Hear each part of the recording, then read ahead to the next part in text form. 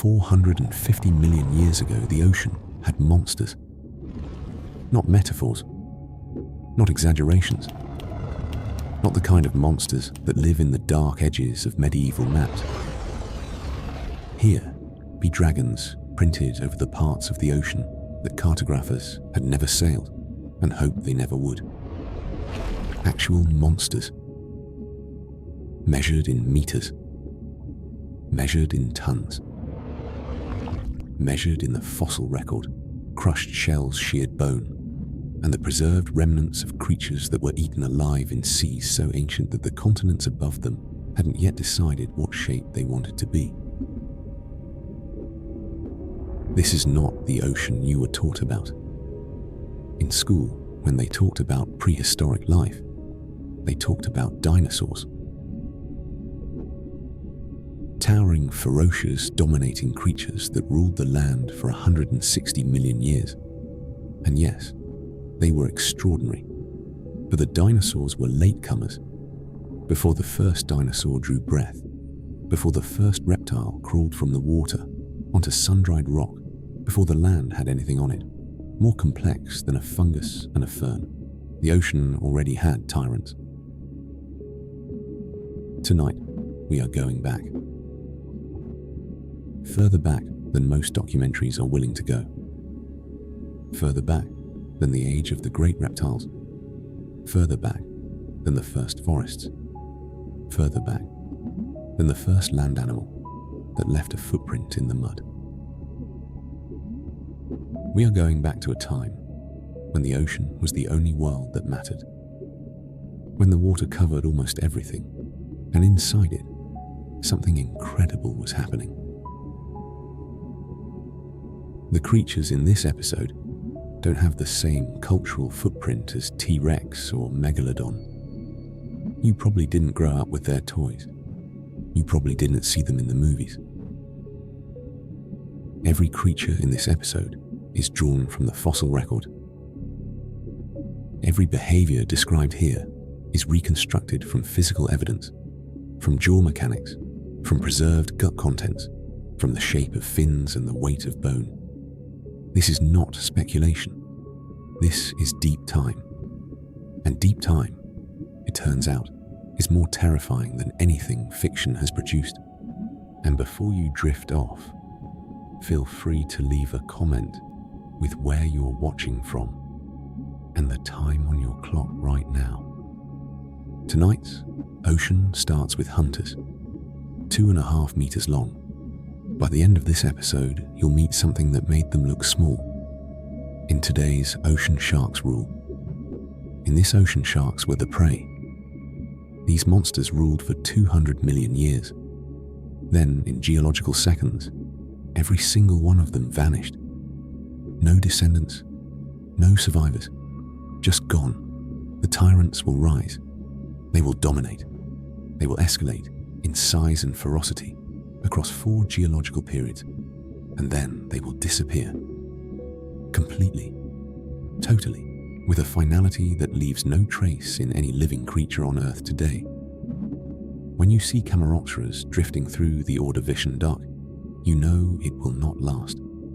When you see the Eurypterid half buried in the Silurian silt, you know its time is borrowed. When you finally see Dunkleosteus emerge, armoured, massive, moving with the slow confidence of something that has never been challenged, you know that it ends in silence. But before the ending, there was a beginning. And the beginning of this story is almost 500 million years old. To understand the monsters that would eventually fill this ocean, you have to understand the ocean they filled, the chemistry, the architecture, the extraordinary biological arms race that created the conditions for something as improbable as a 9-meter cephalopod to not only exist, but to thrive. So we're going back, all the way back to the aftermath of the greatest explosion in the history of life on Earth. Not an explosion of fire, an explosion of form, of body plans, of eyes and jaws and limbs and shells and armor. An explosion so significant that every animal alive today, including you, carries its legacy in your anatomy. We're going back to the world after the Cambrian. We're going back to the ocean that built the monsters. Before we name the creatures, we need to name the world. 450 million years ago, the Earth looked nothing like the planet you live on. The continents which today form the recognizable shapes of every map you've ever seen, the boot of Italy, the triangle of South America, the ragged outline of Southeast Asia, did not yet exist in those forms. The land masses of what would one day become recognizable continents were clustered near the equator, in arrangements so foreign that even a geologist looking at a map of this period needs a moment to orient themselves. Most of the planet was ocean, not just more ocean than today ocean, as the dominant feature of the world. A vast, warm, shallow inland sea system covered what would become North America. The area around the equator was a network of warm, tropical shelf seas, rich in nutrients, rich in light, rich in the kind of biological productivity that produces explosions of life. The poles were not iced over. The atmosphere was warmer. Carbon dioxide levels were several times what they are today. The world, in short, was a greenhouse. And in that greenhouse, the ocean was thriving in ways that had never happened before in the history of the planet. Because roughly 30 million years earlier, in what geologists call the Cambrian period, something extraordinary had occurred. For the first 3 billion years of life on Earth, the oceans had been dominated by single-celled organisms. Bacteria, archaea, the occasional mat of simple multicellular life. The world was alive technically, but it was alive the way a petri dish is alive. Microscopic, undifferentiated, profoundly uninteresting to any observer hoping to find something with a face. And then, approximately 540 million years ago, in a geological time span so compressed it's called an explosion, almost every major animal body plan on Earth appeared simultaneously in the fossil record. Eyes for the first time, limbs for the first time, shells and armor and jaws and gills and segmented bodies and bilateral symmetry, the basic architecture that would eventually, across hundreds of millions of years of refinement, produce every complex animal alive today, including the one watching this video. The Cambrian explosion was not a metaphor. It was a genuine, documented, geologically sudden diversification of animal life that transformed the ocean from a microbial soup into a functioning predator-prey ecosystem in what, by the standards of deep time, was essentially an instant. And when that explosion settled, when the Cambrian ended, and the Ordovician began, the world that emerged was not a peaceful, balanced reef community, gently ticking along under blue water and warm light. It was an arms race. The appearance of eyes meant for the first time that you could be seen. The appearance of jaws meant for the first time that you could be eaten, not just filtered, not just absorbed, but bitten, swallowed, consumed whole by something that had evolved specifically to consume you. The appearance of armor and shells meant that evolution was already responding to predation, already building defenses against threats that were themselves still evolving. The Cambrian explosion did not just create life, it created conflict.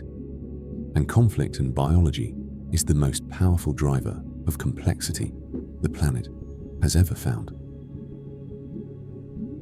By the time we arrive at the Ordovician Ocean, the first chapter of tonight's story, the arms race has been running for roughly 30 million years. Trilobites carpet the seafloor in numbers too large to meaningfully conceive.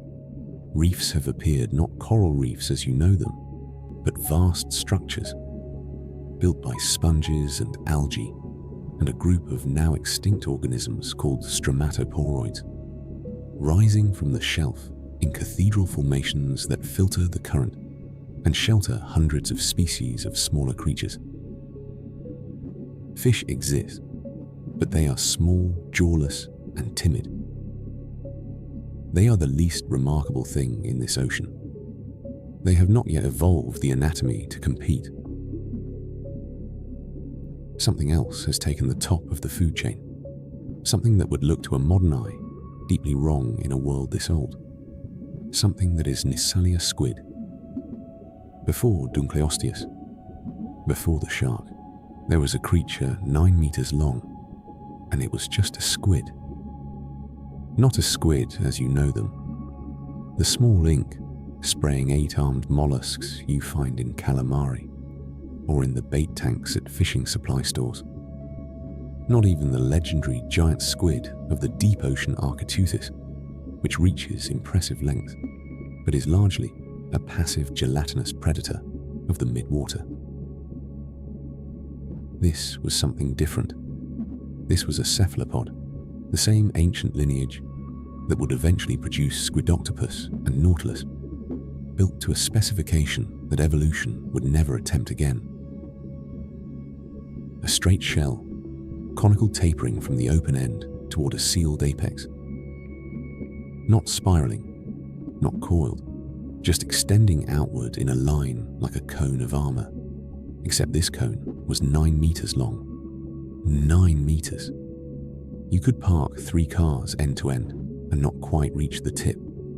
Its name was Cameroceras, and in the Ordovician Ocean, it was the closest thing to an apex predator the world had ever seen. Before we meet it, before we meet any of the creatures in tonight's Line Up, there is one more thing you need to understand about this world. One more piece of context that will make every creature that follows feel not just impressive, but inevitable.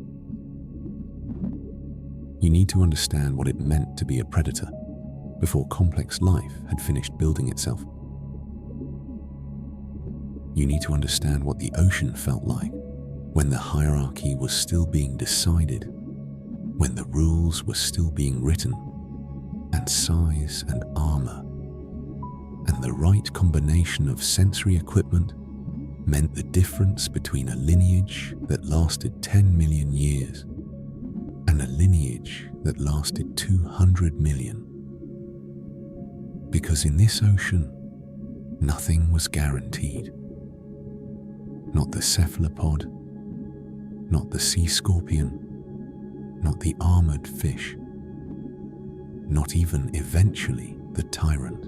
There is a particular way that most people are taught to think about prehistoric life, that while not exactly wrong, strips away nearly all of the actual drama. The way it usually goes, an animal appears in a geological period, rules for a while, and is then replaced by something better. Linear, progressive, almost reassuring in its tidiness. The trilobite gives way to the fish. The fish give way to the amphibian. The amphibian gives way to the reptile. The reptile gives way to the mammal.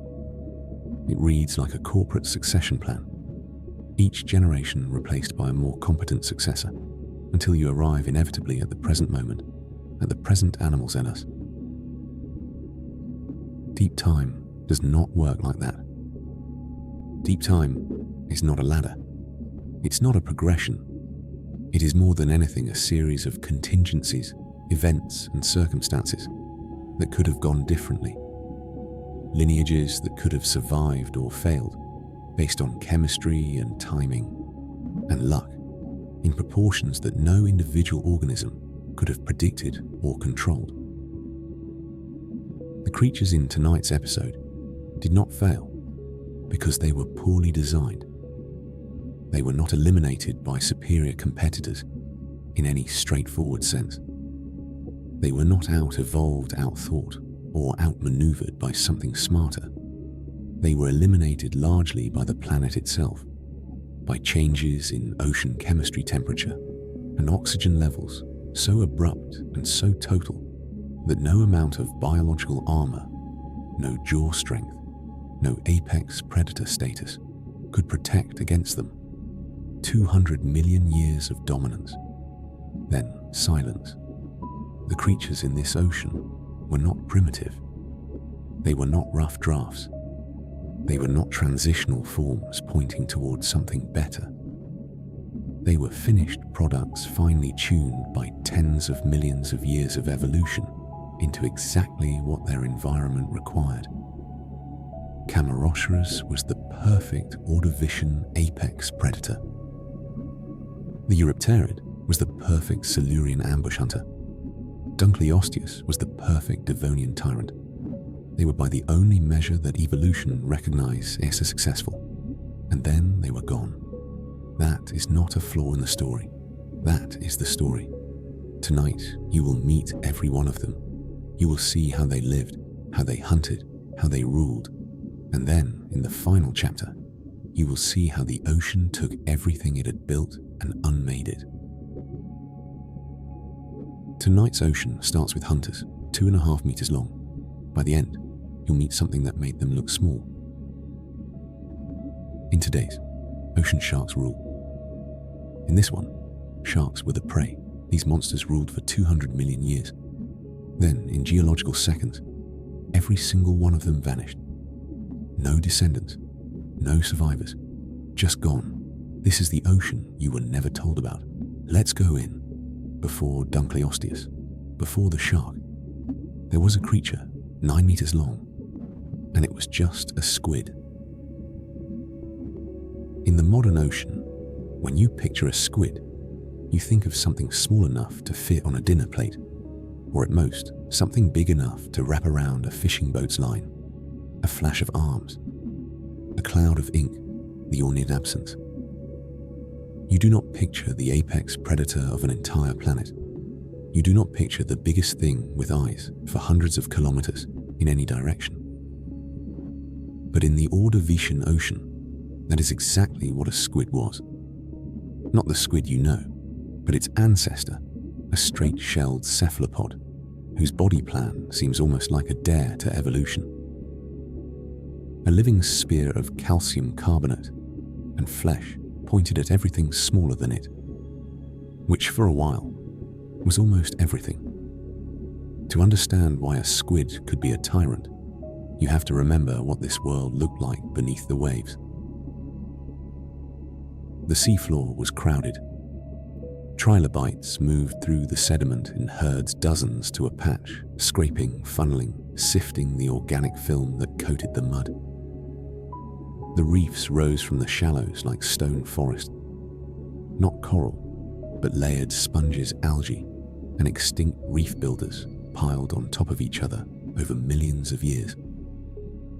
They filtered sunlight into green and blue shafts, cast shadows over the seafloor, and carved the current into eddies and corridors. Every ledge, every crevice, every overhang was occupied worms in their tubes, brachiopods, anchored by fleshy stalks, scrinoids waving their arms to catch drifting particles. Fish were here too, but they were small, jawless, plated in simple armor, or naked and soft-bodied, hugging the seafloor, doing everything they could not to be noticed. In this world, vision was still a relatively new invention. Eyes had only existed for a few tens of millions of years, and they were transforming the ocean into something harsher, sharperless, forgiving. Where once the water had been a realm of chemical gradients and blind and counterfeit, was now a place where being seen could get you killed, suddenly, cleanly, and often without warning. That is the world Cameroceras inherited. A world where the first arms race of animal life was well underway, and where a creature that could grow longer than a car position itself in 3 dimensions and strike with multiple tentacles at once, had a terrifying advantage. Cameroceras' body was simple if you looked at it from a distance. A long, straight shell, not the coiled elegance of the later ammonites, not the spirals you see in a Nautilus souvenir, just a tapering cone wide at the front, closing slowly to a point at the back. The animal lived only in the open end, the way a person lives only in the last few rooms of a long hallway. The rest of the shell was ballast and structure, a chambered interior that could be flooded with water or filled with gas to control buoyancy. With a slight adjustment of internal pressure, it could hover in the water column, as if gravity had been politely asked to wait. From that open end emerged the living part of the animal, a ring of tentacles, flexible, muscular, lined with hooks and suckers, or depending on the reconstruction, simple grasping surfaces strong enough to hold a struggling trilobite while the beak went to work. Beneath and between those arms, a hard parrot-like beak curved downward, capable of cracking armor and slicing meat into fragments that could be swallowed whole.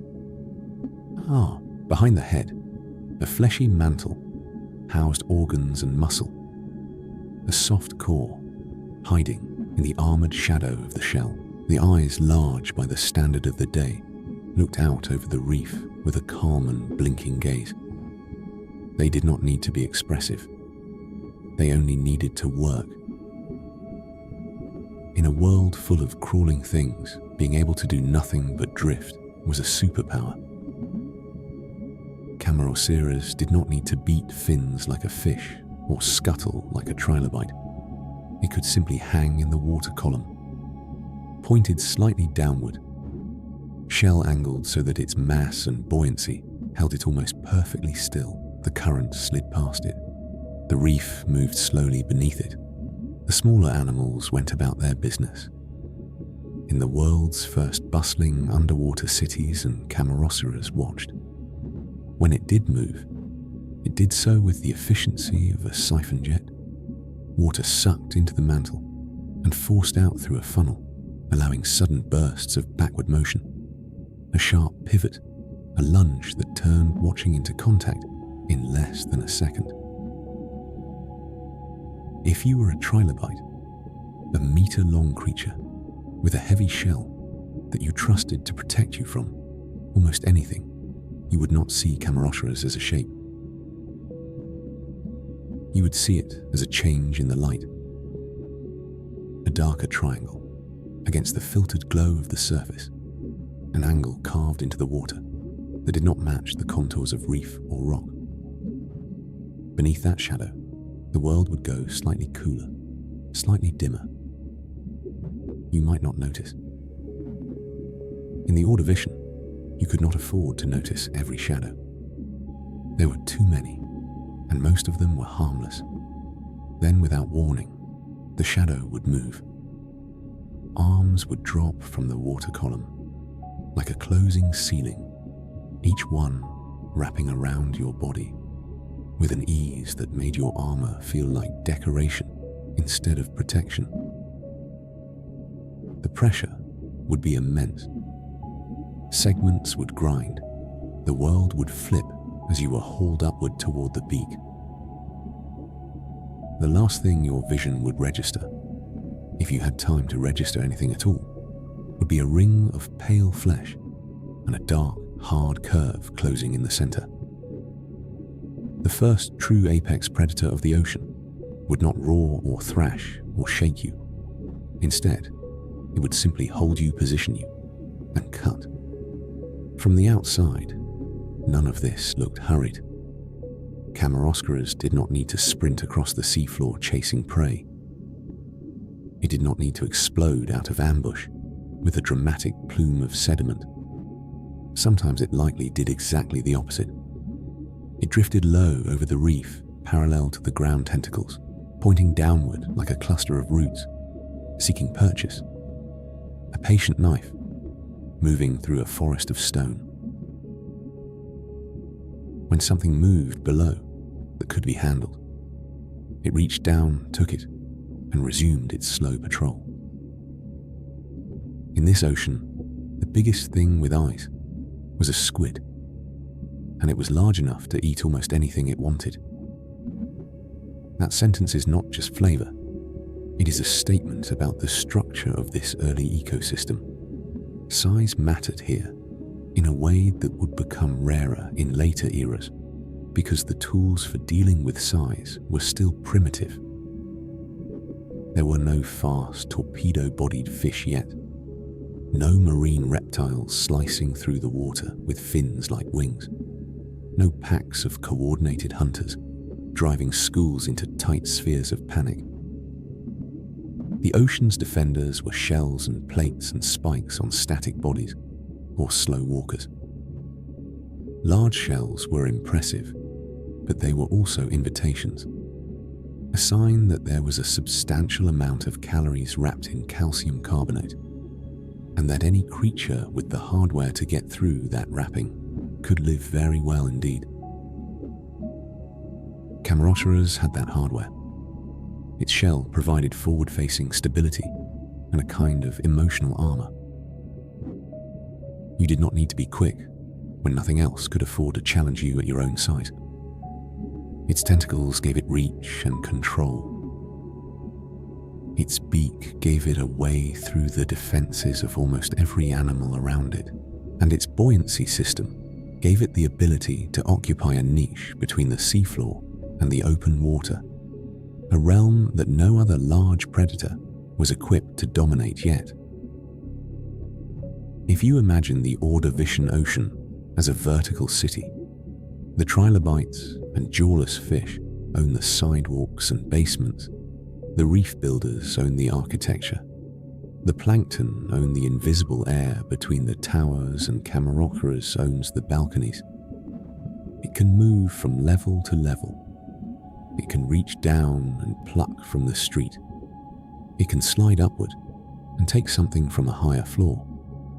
It can even, if it needs to, retreat into the open blue and let the city slip away behind it.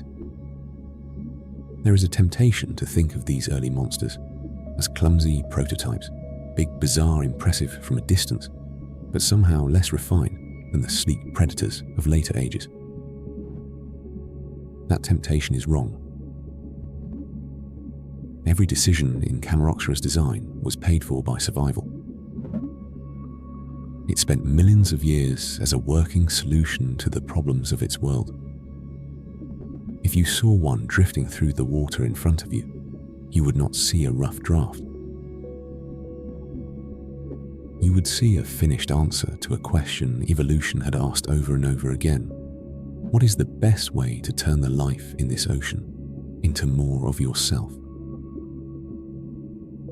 For other animals, the presence of Cameroceras meant living in a constant state of background risk. The trilobites that thrived here did so not by defeating it, but by existing in numbers so vast and by reproducing so prolifically that losing a percentage to predation was simply part of the equation. A small fish might survive by staying so close to the seafloor that the predator's tentacles had trouble angling downward far enough to reach it, or by hugging the underhangs of reef spurs, where the bulk of the shell could not easily slide without collision. Worms and burrowers retreated into the sediment, turning the mud itself into armor that even arms could not easily penetrate. Still, the shadow overhead remained. The shadow changed behavior. It changed migrations. It changed who lived near the reef crest and who retreated into deeper water. It might have shaped the very architecture of the reef itself, as growth patterns favored structures that made it more difficult for a 9-meter shell to maneuver between the pillars. The first tyrant of the ocean did not need intelligence in the way we imagine it for its influence to be enormous. Its body was an environmental force, and yet, for all its dominance, Cameroceras was not untouchable. There is no such category in deep time. A predator that grows large must eat a great deal. A predator that relies on stealth must operate in an environment that allows it to remain hidden. A predator that commits to a rigid, heavy shell cannot easily change its strategy when the parameters of its world shift enough. The Cambrian explosion had filled the ocean with innovation, but that explosion had not stopped. Other lineages were experimenting in parallel. Somewhere in this same ocean, smaller cephalopods were likely starting to coil their shells, tightening the long cone into spirals that offered better maneuverability. Somewhere jawless fish were slowly accumulating the pieces that would become true jaws and paired fins tools for a more agile style of predation. Somewhere the scaffolding that would one day support eurypterids and armoured fish, and eventually sharks, was being laid down one mutation at a time, in the quiet background of a world that seemed, from Cameroceras' vantage point, already decided. For now though, if you freeze the Ordovician ocean in your mind at a single moment, the picture is clear. A warm, shallow sea under a sun without an ozone hole. To fear reefs glowing pale in the filtered light, sediment clouds puffing gently where trilobites graze, and above them, cutting a clean silhouette through the water shell, glinting faintly in the sun shaft, a ring of arms hanging down like a waiting storm cloud. The first tyrant moves. It does not know it is first. There is no concept of dynasty in a cephalopod's brain. There is hunger. There is sensation. There is the constant adjustment of buoyancy and angle and thrust to keep a 9-meter body in the position where physics and appetite agree. But from the vantage point of 450 million years later, we can see what it represents. We can see that in this ocean, for the first time, a single animal could look across the water and understand, if it had the nervous system, for understanding that nothing else its size could threaten it in a fair fight. In this ocean, the biggest thing with eyes was a squid, and it was large enough to eat almost anything it wanted. But the cephalopod's reign wouldn't last. Something new was already crawling out of the sediment, and it had legs. It didn't chase you. It was already at the bottom of the water you were standing in. By the time Cameroceras' long shadow faded from the Ordovician seas, the ocean's edge had started to change. The continents were still mostly barren from a distance, low rocky outlines, with only the faintest dusting of early plants clinging to damp ground. But the boundary where land met water had become one of the most dangerous places on Earth. Not because of waves, not because of storms, because of something waiting just beneath the surface, pressed flat against the mud eyes tilted upward toward the light. In today's ocean, the shallows feel safe. They are where you wade with your shoes off, where waves warm in the sun, where your feet find sand instead of depth. Shallow water reads as harmless as beginner level ocean. In the Silurian, it was the opposite. The deep water had its dangers, but the place you really had to worry about was the warm, quiet, waist-deep lagoon that looked like nothing at all from the shore. The shoreline itself was not a beach in the way you think of beaches. There were no clean white arcs of sand lined with palms. The Silurian coast was muddy, warm, hazy sprawl of tidal flats and low sloping shelves, where water thick with sediment slid back and forth under a heavy sky. The air carried more carbon dioxide, less oxygen, and likely a tang of minerals from rocks that had only recently been ground down by the first serious waves to shape these coasts. Small plants clung to the wet ground in mats and low tuft, slacking true roots more like dark moss than the structured forests that would come later. From a distance, the land looked faintly green, but up close, it was still raw stone, wet soil, and puddles. Step past that margin into the water, and the world changed again. Beneath the surface, the lagoon was a suspended cloud of life and silt. Sunlight cut into it as a diffuse green-brown glow, never quite reaching the bottom with clarity. The deeper you looked, the more the world turned into gradients instead of shapes, patches of slightly darker or lighter murk, occasional flashes of motion as small fish or arthropods scuttled across the sediment and vanished again. And somewhere under your feet, a shape waited.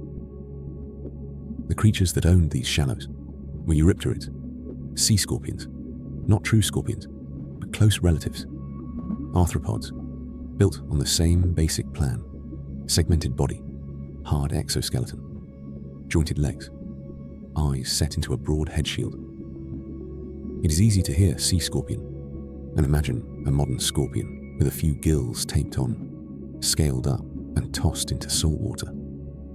The reality was stranger and more alien. Picture a body divided like a suit of armor. The front carried a wide, flattened head shield, as if someone had hammered a helmet into a smooth plate and riveted it to a torso. Beneath its front edge clustered a set of limbs, some built for walking, some modified into claws, all jointed and covered in hard plates that clicked softly when they moved. Behind that stretched a series of articulated segments, each one like a band in a suit of medieval plate, the whole assembly tapering slowly to a tail that ended not in a delicate stinger, but in a broad paddle-shaped fan. This tail was not a weapon first.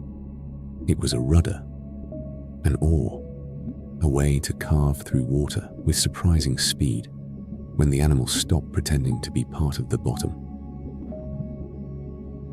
The smaller eurypterids, barely longer than your hand, skittered through the Silurian lagoons like armoured shrimp, probing the mud, with their limbs shoving their heads into soft sediment in search of worms and other invertebrates. They were the background noise of the shallows' flickers of movement that barely registered against the constant shifting of silt and weed. But others were not small. Over millions of years, some lineages pushed against the limits that water and exoskeleton allowed, and the result was one of the strangest facts in the entire history of animal life. The largest arthropod that ever lived was not a land scorpion, a giant spider or some tree-sized insect. It was a sea scorpion, Jaekelopterus as we call it now, stretched an estimated 2.5 meters from head shield to tail fan. The size escalation promised at the beginning of this episode is already visible here. Some eurypterids remain tiny, ghosting through weeds in schools, but others became the kind of thing you have to measure against a human body to believe. A 2.5 meter arthropod crawling along the bottom of a warm lagoon is not background decoration. It is the monster that owns the entire scene. In the modern imagination, big predators chase. They sprint, they leap, they explode from concealment in dramatic bursts of motion. In the Silurian shallows, the danger was quieter.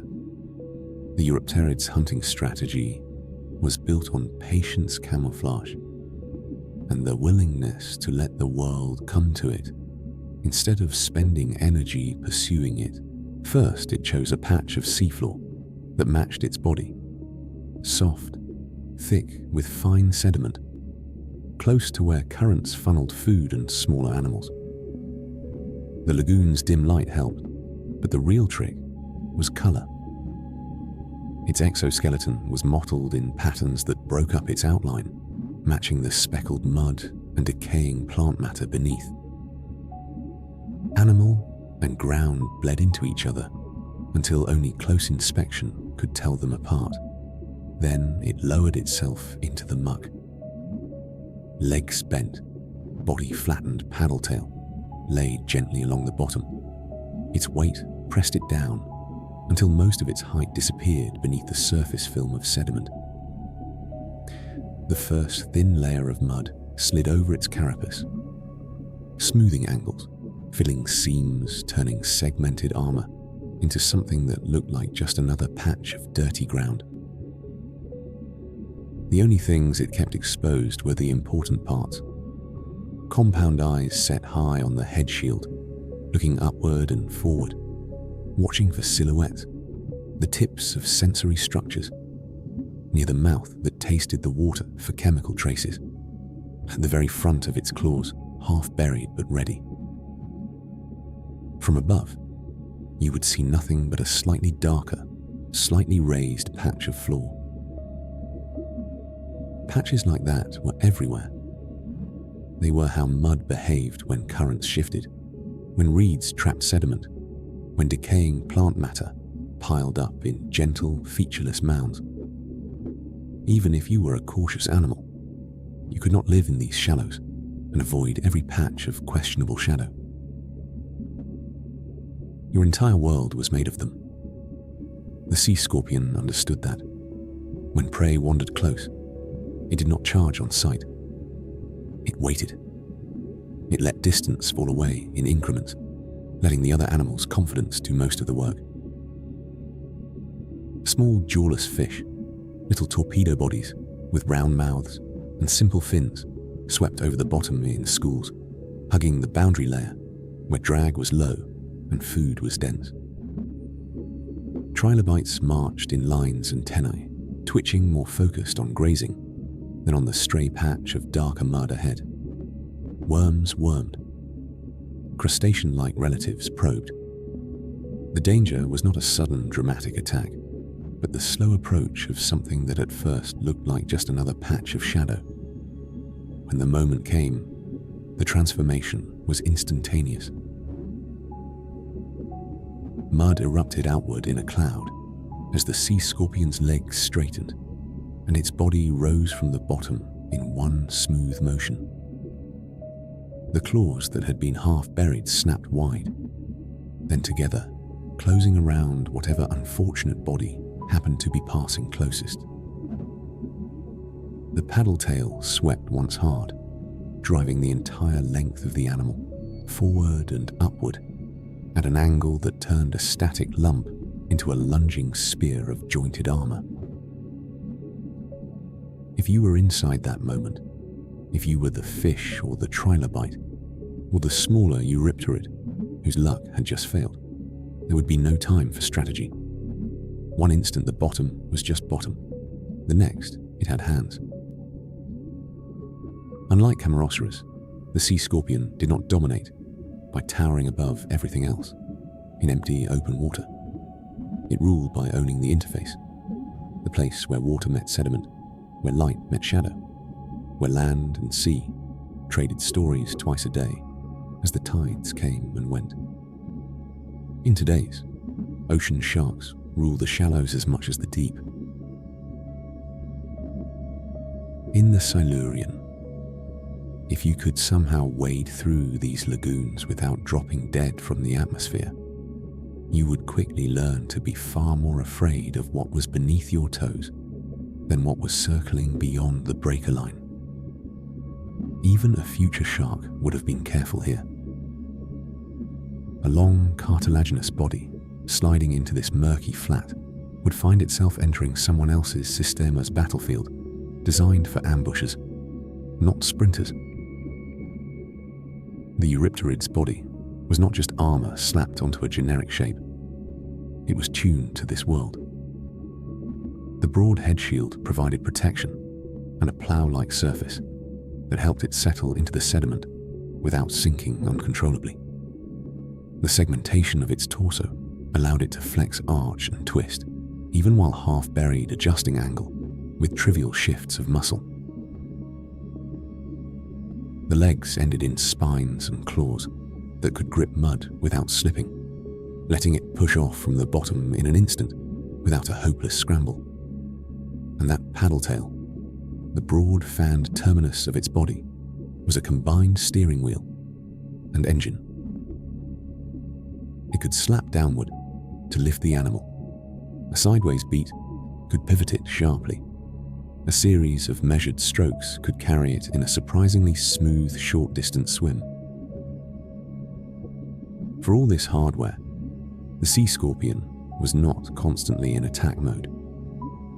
Much of its day must have been spent in slower routines, walking through the shallows, probing crevices, climbing over small obstacles, occasionally lifting its head above the waterline in the thinnest parts of the lagoon. In some lineages, the legs at the front of the body were strong enough and the joints robust enough that paleontologists suspect they could have supported the animal's weight on damp land for short periods. That is the liminal part of this world. The Eurypterid was not purely marine and not purely terrestrial. It occupied a narrow band where both modes were possible, a pioneer of a lifestyle that would one day become the default for entire groups of animals. When it hauled itself onto a mud-flat water, streaming from its plate, tail dragging behind like a wet banner, we are watching one of the first serious experiments in leaving the ocean with legs. Imagine the scene at low tide. A broad, flat expanse of mud, dotted with shallow pools, the sky heavy and hot, the only green a smear of primitive plants gripping the higher ground. Out in the distance, thin ribbons of deeper water snake back toward the main body of the sea. On the surface, the world looks almost empty. Then one of those stones near the receding edge of a pool shifts and stands up. Segment by segment, the sea scorpion straightens, water cascading off its exoskeleton claws, flexing in the air. Then it steps. It does not have the long, confident gait of a later tetrapod. There is a cautious awkwardness to the movement. The legs were built for pushing against water, not dry ground, and each placement sinks a little into the soft surface. But it moves. It crosses the distance from one pool to another, or from water to a stranded carcass that a retreating tide has left behind. And for those seconds, it is an animal on land. That image, the first scuttle across open air, is one very early hint of a future where creatures will breathe this space instead of filtering oxygen from water. First hints matter in a story built on long payoffs. The outline for this episode promises an arms race that will eventually demote sharks from prey to tyrants. The Eurypterid's brief excursions onto mudflats are part of that long setup. The more comfortable life becomes at the water's edge, the more room there is for new body plans to evolve. Tetrapods will not appear for tens of millions of years yet, but the stage is slowly being tested by creatures like this, feeling out where the boundaries of the possible sight. For the animals that shared its world, the sea scorpion was not a symbol. It was an immediate problem. It reshaped where smaller creatures dared to feed when they moved how they behaved under different light conditions. The lagoon was warmest and brightest at midday, but that also meant shadows were sharpest, most easy to exploit. When the sun was high, even a small variation in depth could throw a darker patch on the bottom. That was exactly what a patient Eurypterid wanted. Smarter prey might have preferred to move at dawn or dusk when the light was softer, and the difference between safe mud and dangerous shadow blurred just enough that they could not be easily singled out. But in that half light, Eurypterid eyes still worked. Over the millions of years that sea scorpions haunted these shallows, they diversified into forms suited for slightly different jobs. Some were streamlined swimmers, with narrower bodies, able to chase down active prey in open water. Others were stout and heavily armoured, perfectly built for sitting tight in a burrow and lunging out only when something practically tripped over them. Some had claws built like shears, ideal for seizing and holding, while others developed spines that could rake or slash. Across all those variations, one constant remained. They were the apex predators of the shallow seas. Remember, the macro hook from the beginning. Tonight's ocean starts with hunters 2.5 meters long. By the time we are deep into the Silurian, the largest eurypterids have already claimed that benchmark. They share the planet with descendants of Cameroceras' lineage, jawless fish, evolving coral, like reef builders, and early jawed fish just beginning to appear. But in the lagoons, in the tidal flats, in the warm, sheltered inlets where land and sea blur, they are the undisputed rulers. If you try to map the power structure of the Silurian Ocean like a neighborhood diagram, the deep offshore waters would still be contested territory, a mix of free-swimming arthropods, nautiloid cephalopods, and early fish. The mid-depth reefs would be busy with grazers and small hunters, none yet fully optimized for speed. But draw a circle around the coastal shallow sand. You can write one name on top in bold sea scorpions. From our vantage point, with sharks dominating modern seas and scorpions relegated to dry rocks and desert nights, the reversal is sharp. In today's world, arthropods rule in small spaces, insects in grass, spiders in corners, crustaceans in tide pools. But they do not own meters of depth in open water. In this one, an arthropod could be the size of a small car and live its entire life hunting in liquid light. It didn't chase you. It was already at the bottom of the water you were standing in. That is what makes this chapter of the story unsettling. The enemy here is not the looming silhouette in the distance, or the rows of teeth you can see coming from 10 meters away. It is the thing directly under you that looks like ground until it decides it would prefer to be mouth. For tens of millions of years, the eurypterids kept this hold on the shallows. They watched the chemistry of the ocean fluctuate the pattern of reefs advance and retreat along the coast.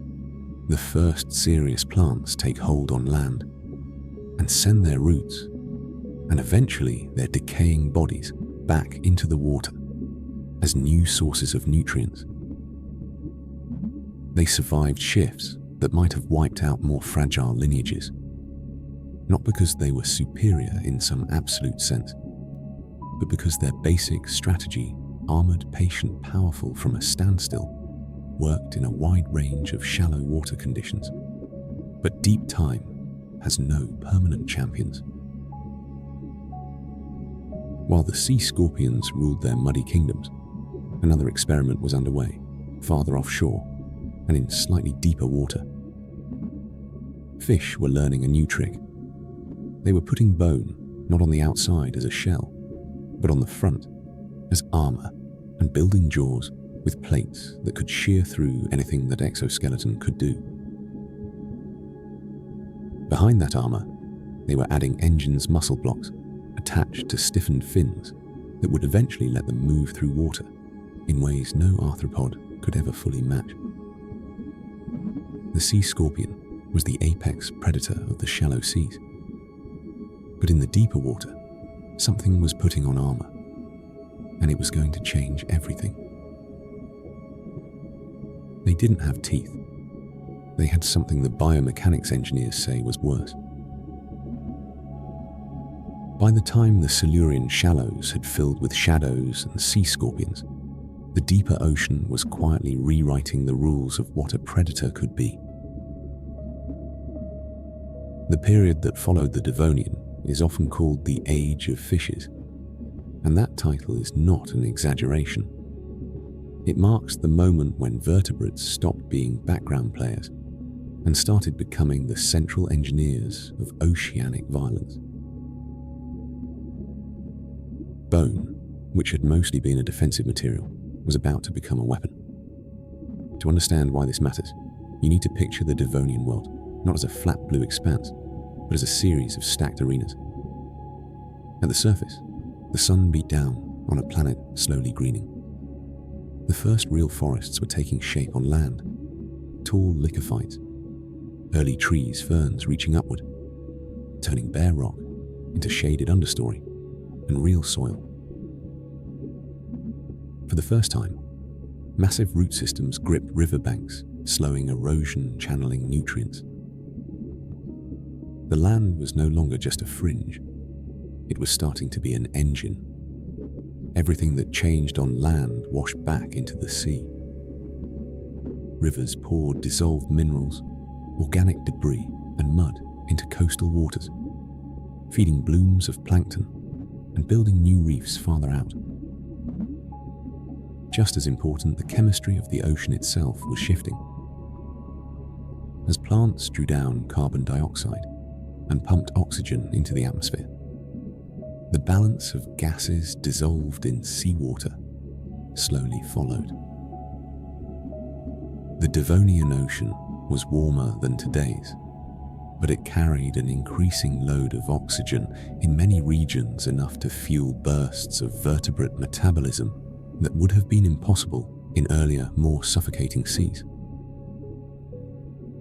In this new environment, fish exploded not just in number, but in form. Some grew long and agile, experimenting with new fin placements and stronger internal skeletons. Others flattened themselves into bottom-hugging skates and rays long before true rays existed. Just a few took a different path entirely. They became fortresses. These were the placoderms. If you saw one drifting past you, you might not immediately register it as a fish at all. The front half of the body was wrapped in heavy, bony plates that locked together like the pieces of an armoured collar. The head was shielded, the cheeks were shielded, the shoulders were capped in articulated slabs of bone that could shift just enough to let the jaws open and close. The back half of the body tapered into a more conventional vertebrate tail, with fins that could push serious water. But the message from the front was clear. Whatever lived inside this shell was not interested in compromise. A fortress with a tail, unlike the exoskeleton of an arthropod, which covered the entire body and had to be shed for the animal to grow. Placoderm armor was selective and tied to an internal skeleton. The head and thorax were locked down in bone. The rest of the body was more flexible, muscular, capable of subtle movements. This combination created something the ocean had not seen before: a predator that could both take hits and deliver them with its whole body behind the blow. But the real revolution was not in the plates around the head. It was in the joint between them. Earlier, vertebrates had simple mouths, round openings sometimes ringed with tiny tooth-like structures, but nothing that could qualify as a true jaw. Placoderms changed that. They developed paired bony elements at the front of the skull that could pivot against each other, opening and closing with force. Real jaws. And then, as if that weren't enough, evolution sharpened the edges. They didn't have teeth. They had something worse. In many placoderms, the jaw bones themselves had forward edges that functioned as blades, or the upper and lower plates grew a series of hard-ridged projections that pressed against each other every time the mouth closed, like two knives being drawn together over and over those surfaces, ground each other sharp. The result was a set of self-sharpening bony shears, living tools that stayed effective, not because they stopped wearing down, but because wearing down was the process that kept them lethal. When modern engineers run the numbers on some of these animals, they don't come away impressed by a mouthful of fangs. They come away impressed by a system, a pair of bony arcs driven by a block of muscle, anchored to heavy armor, or hinging at a joint that could deliver enormous force to a narrow contact area. If teeth are a set of chisels, placoderm jaws were industrial cutters. Bite something once, and you leave a mark. Bite it twice, and you probably take a piece. Around reefs and continental shelves, the diversity of placoderms became a catalogue of different answers to the same question: what can you do when your face is a weapon? Some species stayed small, hugging the bottom, using their armor more as a shield against being stepped on than as a ram. They rooted around in sediment with shortened snouts, crushing small shells and exoskeletons as they went. Others were mid-water cruisers with sleeker plates and proportionally larger fins, turning themselves into guided projectiles that could power through schools of soft-bodied fish and invertebrates, biting as they passed. And then, slowly, predictably, some lineages pushed size upward. The size escalation promise that underpins this whole story is in full effect here. The Eurypterids had already taken arthropods to the 2.5 meter mark. Placoderms began to explore what would happen if you gave a heavy jawed head and a muscular tail as much length and mass as the ocean could practically support in a vertebrate at that time. In these darkening Devonian seas, there were fish so heavily armored that they looked like swimming tombstones. They could shrug off blows that would pulp a softer animal. They could bite through shells that earlier predators would have bounced off. They moved through the water with the steady, unhurried motion of something that did not need to flee very often. If a sea scorpion had somehow strayed into their realm and tried its old trick, burrowing into the mud, waiting for a target, it would have found that a well-placed bite could crack its exoskeleton, open like thin pottery. Two different visions of predatory power were now moving through the same corridors of water. One was wrapped in bone. One was wrapped in speed.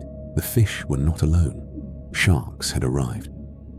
Not the great, white, sleek apex predators of modern imagination, but their early ancestors. Cartilaginous fishes with light skeletons, dense skin covered in tiny, tooth-like denticles, and a design ethos built around flexibility and endurance.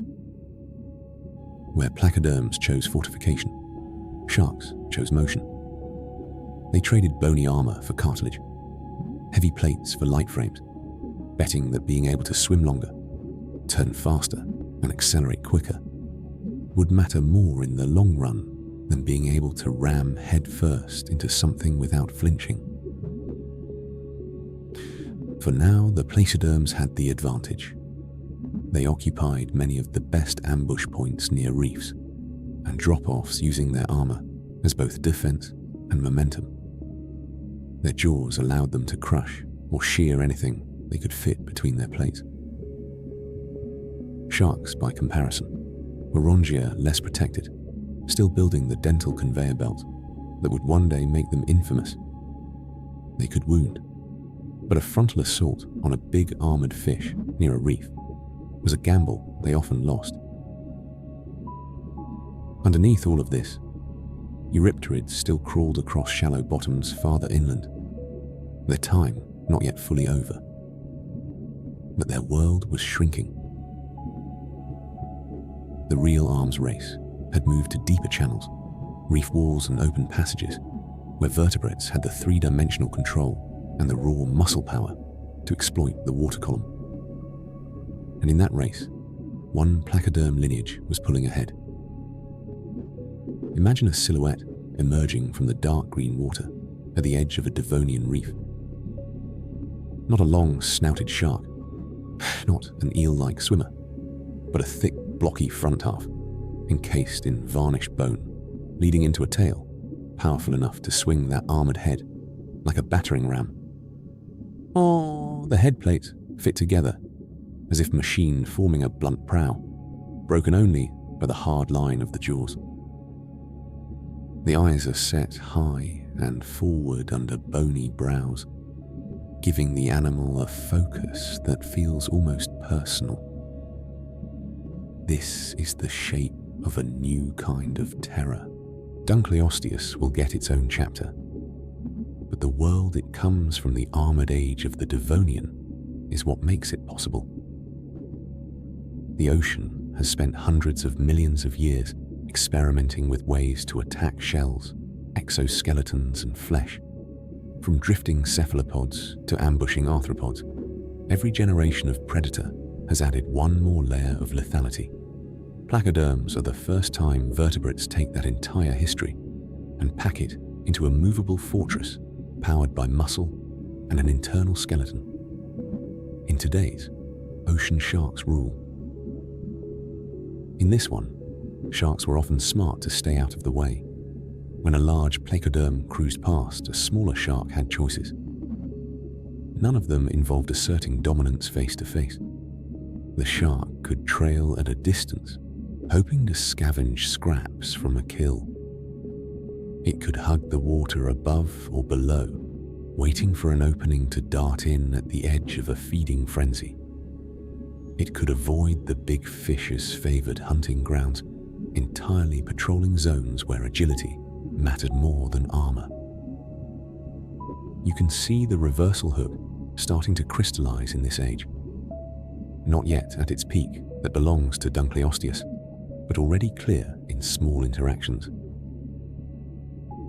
This is the ocean where a shark, for all its future reputation, would sometimes register as an opportunist alongside armoured giants rather than their primary threat.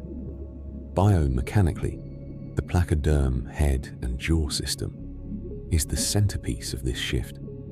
The bony plates that form the skull and upper jaw were jointed in a way that allowed the entire head to pivot slightly, not just the lower jaw to drop. That meant opening the mouth was not just a matter of unhinging. At one point, it was a coordinated motion that could increase the effective gape and enhance the leverage on whatever was caught in between. Once the mouth closed, the geometry of the plates focused force onto specific ridges and edges. Run that in slow motion in your mind. A smaller fish swims too close. The placoderm's tail sweeps once moving its head into position. The jaws open, a triangle of darkness, ringed by hard bare bone. Then muscles fire. The lower plate swings upward as the upper plate drops down, the two meeting like the blades of a guillotine around the midsection of the victim.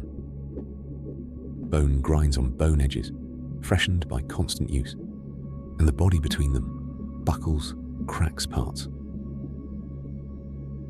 Living tools, self-sharpening, brutal and efficient. If Cameroceras was a spear and the sea scorpion a trap, these jaws are shears, versatile enough to crush, slice, or simply hold something long enough for repeated bites to do their work. They do not need rows of replaceable teeth, because wear is not failure. Wear is maintenance. Around them, the rest of the Devonian ecosystem adapted. Prey species evolved thicker scales, more flexible bodies, behaviours that kept them away from the worst kill zones. Some hugged open water, where speed could at least offer escape chances. Others buried themselves deeper, used crevices that even a powerful jaw could not easily reach. Some developed spines and plates of their own, small echoes of the placoderm strategy, deployed at smaller scales. But wherever there were corridors of water, deep enough and rich enough placoderms prowled. They moved alone or in loose aggregations, large bodies spaced out, but sharing the same hunting territory. In some reconstruction sites, not hard to imagine, multiple large individuals circling the same reef slope, each one claiming its own favored angle, creating a layered threat approach from above. And one is waiting from below, and another is rising to meet you from the side, and a third swings in. At night, the reefs would have been dark mazes of bone and shadows. Preyfish glowed faintly, with reflected starlight filtered through the surface. Sharks patrolled at the edge of hearing using electroreception and smell. Placoderms built on older sensory packages relied more on vision and lateral line detection of water movement. But in the murk at close range, their advantages reasserted themselves. They didn't need to see you perfectly to hurt you. They just needed to get their heads in roughly the right place. Once you were between those plates, geometry took over. In this mid-ocean theatre, the macro promise of size escalation kept pushing upward. Smaller predators watched the giants and learned indirectly. When a massive placoderm tore into a shelled creature, others waited nearby to snap up fragments too small for the main hunter to bother with. When the armoured fish themselves died, their bodies became floating or sinking islands of food, and an entire community, from bacteria to scavenging sharks, benefited. Success builds structures around it. A top predator is never alone. It drags with it a constellation of dependents and opportunists, the way a sinking whale's carcass today creates a temporary ecosystem on the seafloor. Placoderms at their peak were whales made of bone and rage. For all their dominance, though they also represented a kind of path dependence, once you have invested your body plan in heavy frontal armor and jaws like shears, you are less free to explore other strategies. Your agility is limited. Your energy budget is enormous. You need to eat a lot to maintain that much bone and muscle. In stable conditions that trade-off is worth it, you are almost untouchable. In unstable conditions, it can become a trap. The Devonian, for all its apparent richness, was not entirely stable. Ocean levels rose and fell. Reefs flourished, collapsed, reformed in new places. Oxygen levels varied from basin to basin. In some regions, periodic anoxic events, a loss of oxygen in bottom waters, turned once thriving habitats into temporary dead zones. Light, temperature, and chemistry all fluctuated over the millions of years this age lasted. Placoderms rode those changes for a long time. Tens of millions of years passed with armoured fish as the unquestioned heavyweights of the sea. They spread, globally occupied niches from shallow lagoons to deeper offshore waters, diversified into forms we are still reconstructing from fragmentary fossils. But in their very success, the seeds of their vulnerability lay hidden, because somewhere in those same waters, sharks kept improving. Every generation of cartilaginous fish that slipped past a placoderm's notice, every individual that survived a bite because it was just a little faster off the mark or turned just a little tighter in open water, contributed to a slow, quiet arms race. A shark's skeleton did not fossilize as elegantly as a bony fish, but its design could change more easily. Cartilage is forgiving. It doesn't constrain you to the same rigid forms. better fin shapes, more efficient tail strokes, more reliable tooth replacement systems. These were all small tweaks that added up. From the viewpoint of deep time, you can see the pattern forming. Sharks were placing a bet on agility and endurance. Placoderms were doubling down on armor and raw force. The ocean itself was the casino, deciding which bet would pay out when the rules of the game changed. For now, in the heart of the Devonian, the Armoured Age belonged to the placoderms. In reef channels, in continental shelf breaks along submarine cliffs, heavy-headed fish moved with the certainty of creatures that had very little to fear. The age of crustacean traps and drifting squids as top-tier killers was over. This was the epoch of vertebrate fortresses. They did not have teeth. They had something the biomechanics engineers say was worse.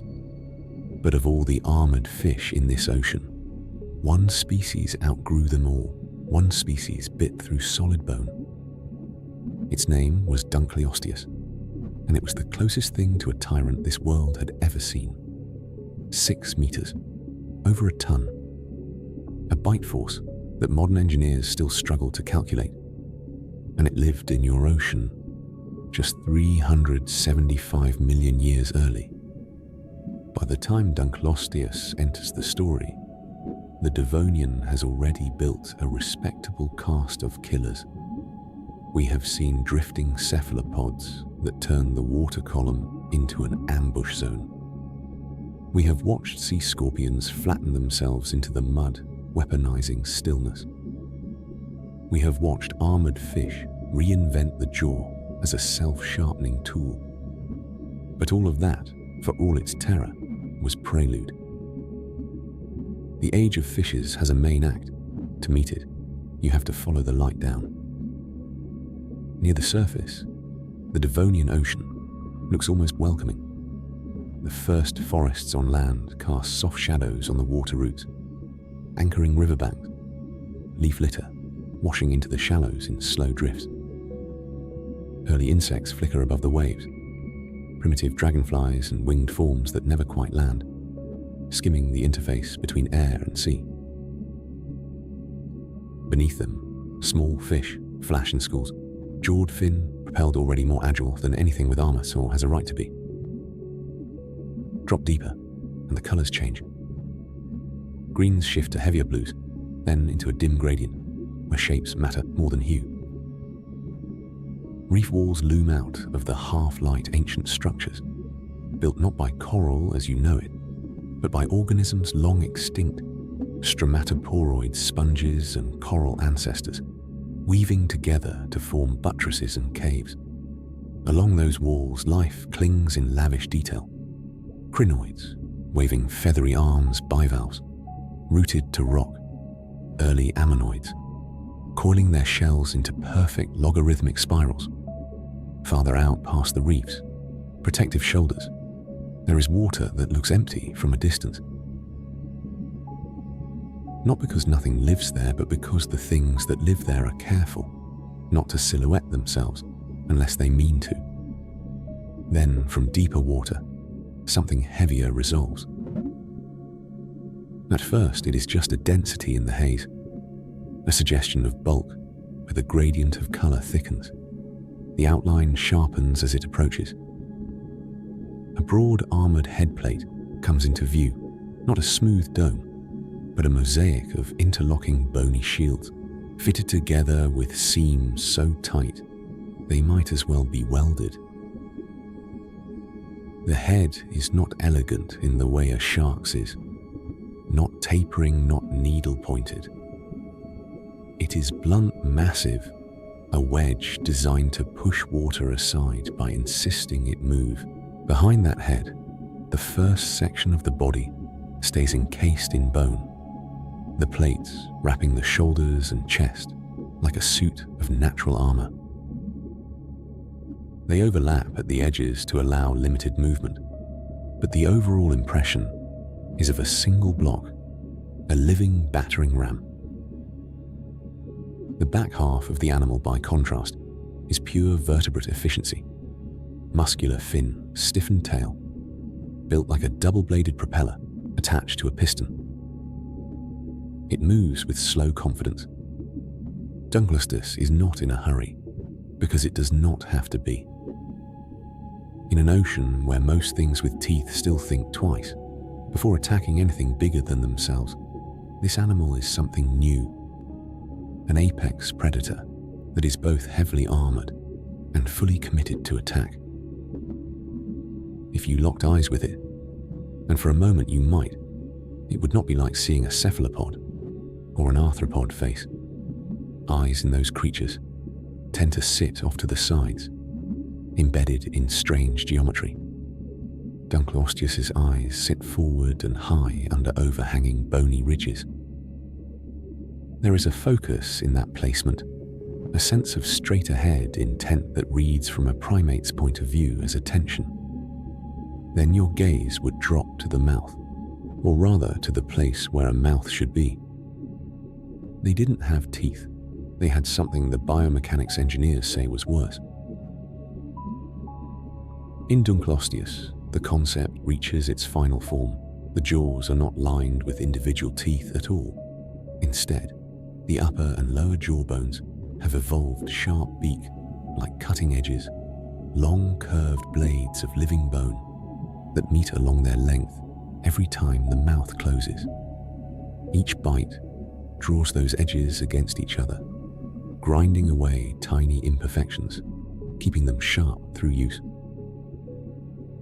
The skull itself is a system of levers.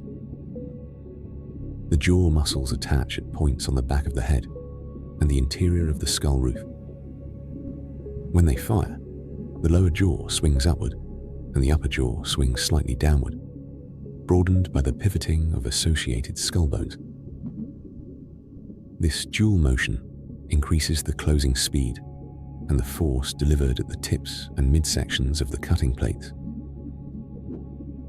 Biomechanical reconstructions based on fossil skulls suggest that in large individuals, the bite force at the front of the mouth could rival or exceed that of the biggest modern predators, and at certain posterior points, the crushing power could be even more extreme. If teeth are spikes, this is a guillotine. You do not escape a guillotine by being tough. You escape it by not being under it. In today's ocean sharks rule. In this one, sharks were the prey. Early sharks shared these waters with Dunkleosteus. They were not weak or harmless. They were already agile hunters, with cartilage skeletons, dense muscle blocks, rows of sharp replaceable teeth. They hunted smaller fish, scavenged carcasses, patrolled open corridors of water, with the restless energy that their lineage would eventually refine into the ultimate modern apex predators. But when a large Dunkleosteus entered the scene, the energy shifted. Picture a reef edge where mid-sized sharks are working a school of fish. They dart in and out their movements, sharp testing the edge of the swarm, looking for an individual that breaks formation or reacts a fraction too slowly. Suddenly, the school parts not because of the sharks, but because something much larger is coming through. The water pressure changes first. A subtle but undeniable swell moves ahead of the armoured head as it displaces water. By the time the sharks register the looming shape, it is already upon them. Not racing, not lunging in a frantic burst, simply moving straight steadily on a line that does not acknowledge their presence. At this scale, a shark is not competition. It is collateral.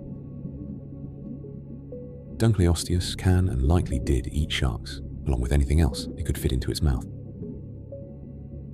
A 4-meter shark that misjudged its distance could find itself bitten clean in half-armorless flesh, yielding where bone plates would have resisted. When paleontologists find shark fossils from this era, with bite marks in them, broad U-shaped gouges that match placoderm jaws more than any shark mouth, they are looking at the fossilized receipts from this reversal of power. From the shark's point of view, this is an ocean where your own body plan, the one that will one day dominate, is in this moment inferior. You are faster. You can turn more tightly. But if you get too close to that armoured head, you are gambling your entire evolutionary bet on the hope that it will miss. Dunkleosteus's hunting style likely took full advantage of that asymmetry. It did not need to chase down every target at top speed because its opening moves were so decisive.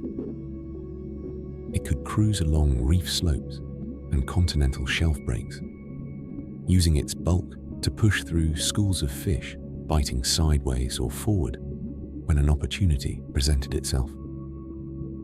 It could patrol the mid-water above deeper drop-offs, waiting for unsuspecting animals to rise or fall through its strike zone. When it did accelerate, it would not have looked especially fast in the way sharks or dolphins do. Its tail and fins were working against the drag of a massive armoured front half. It was a sprinter, only in short bursts, but those bursts combined with an already imposing baseline speed were enough. If it closed the last body length before you could react, you were already inside the problem. There would be no noise of metal, only a hush. The rush of displaced water, the muffled snap of jaws closing. Imagine the sensory experience from within the jaws. The moment of impact is not a gentle squeeze. It is a sudden alignment of hard surfaces that cuts through muscle organ and in many cases bone. The pressure spikes, then drops as the jaws reopen, pulling away with a piece of whatever they just intersected. Fragments tumble into the throat, are swallowed almost immediately. The predator does not need to chew. It only needs to reduce its meal to shapes that will fit through its gullet. From outside, watching from a safe distance, you might not even fully grasp what happened. You would see the armoured head pass through a cluster of animals. The water would cloud briefly with blood and tiny particles. Then the head would emerge on the other side, with something visibly smaller in its mouth, half a shark, half an armoured fish, an entire soft-bodied swimmer, broken at mid-length. The size escalation promise that opened this episode finds its payoff in this animal. Tonight, Ocean starts with hunters, 2.5 meters long. By the time you meet Dunkleosteus, you are looking at 6 meters of predatory architecture, wrapped in plate armor, with a jaw system that can cut through bone, as if it were damp wood. The 2.5 meter Eurypterid that once dominated the shallows would in these waters register as a large snack. In this ocean, there is no question who owns the top rung of the food chain. Dunkleosteus ruled for millions of years. So did the sharks. So did the sea scorpions. And then something happened. Something so fast, so total, that the seafloor changed color. But for now, inside this chapter, we stay with the tyrant at its peak. The skull is like an engineer's dream. Huge plate bones interlock like a 3-dimensional puzzle. The joints between them are reinforced with overlapping surfaces that distribute stress, preventing cracks from propagating when the animal bites down on something unyielding. Ligament attachment scars show where soft tissues once ran straps of connective material that turned bone from a static shield into a dynamic lever arm. When researchers simulate its bite, they are not just plugging numbers into a cartoon, they are mapping muscle attachment areas, estimating fiber lengths, calculating moment arms, and letting Newtonian physics run.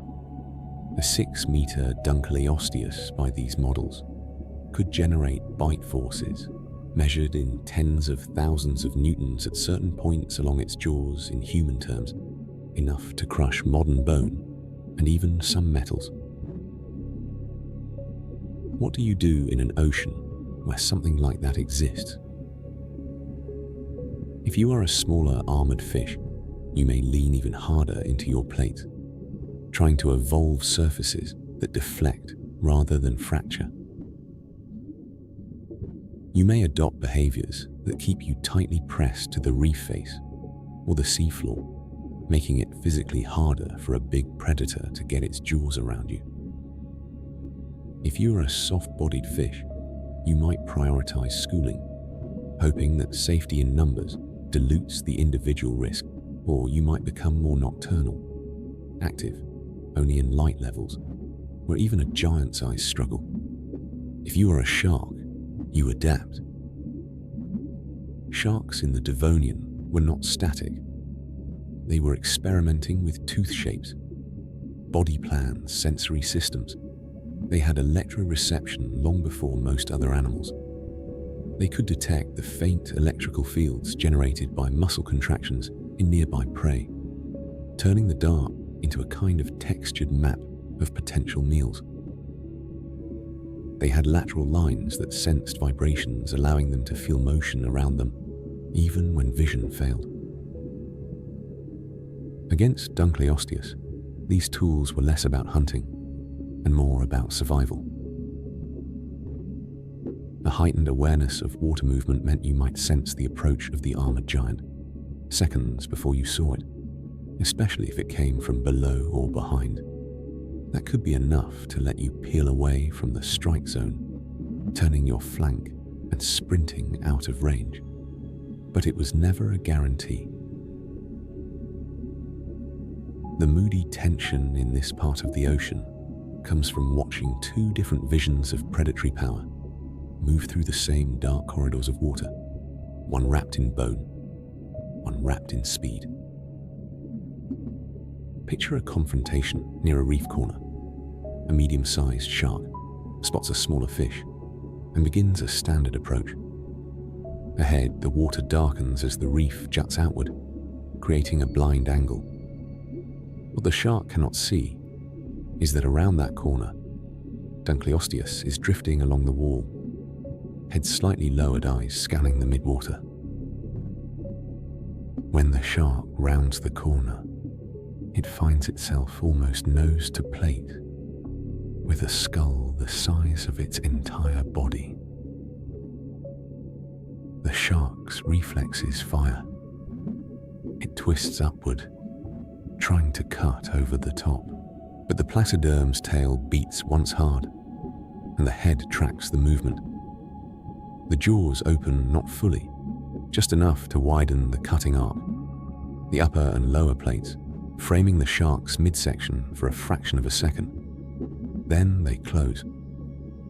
The ocean in that moment does not roar or froth. It simply rearranges who belongs where in the food web. From a narrative standpoint, this is the apex of the reversal hook we planted early.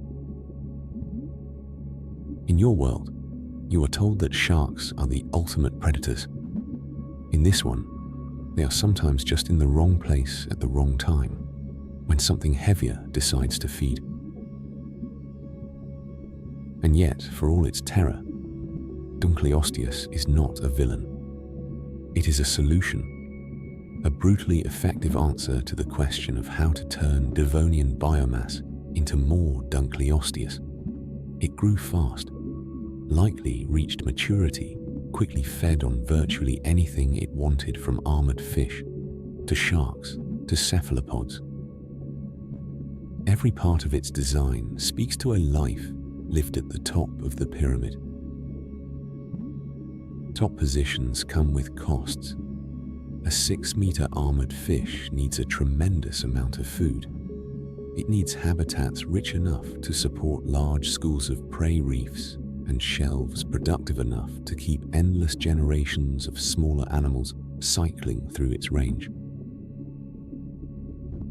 It needs reasonably stable oxygen levels to support the metabolism required to move that much flesh and bone through water at hunting speeds.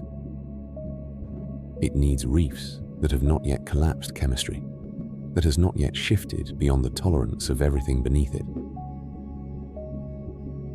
For tens of millions of years, those conditions held often enough, and broadly enough, that Dunkleosteus and its close relatives flourished.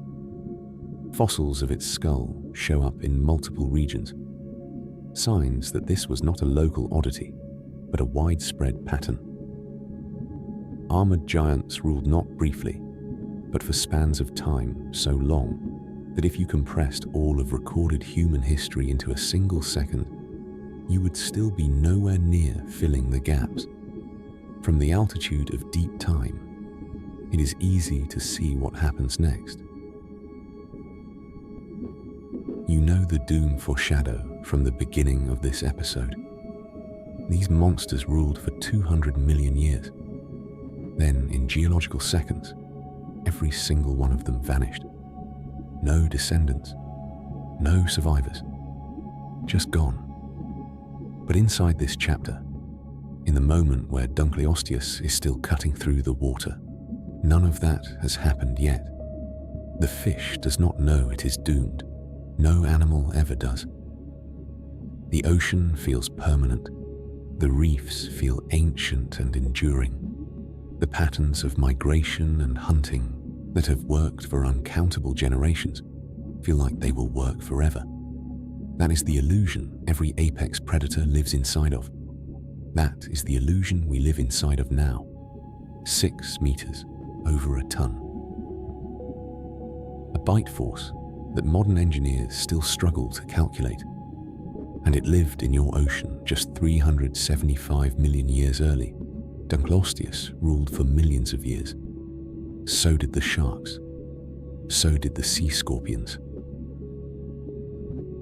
And then something happened.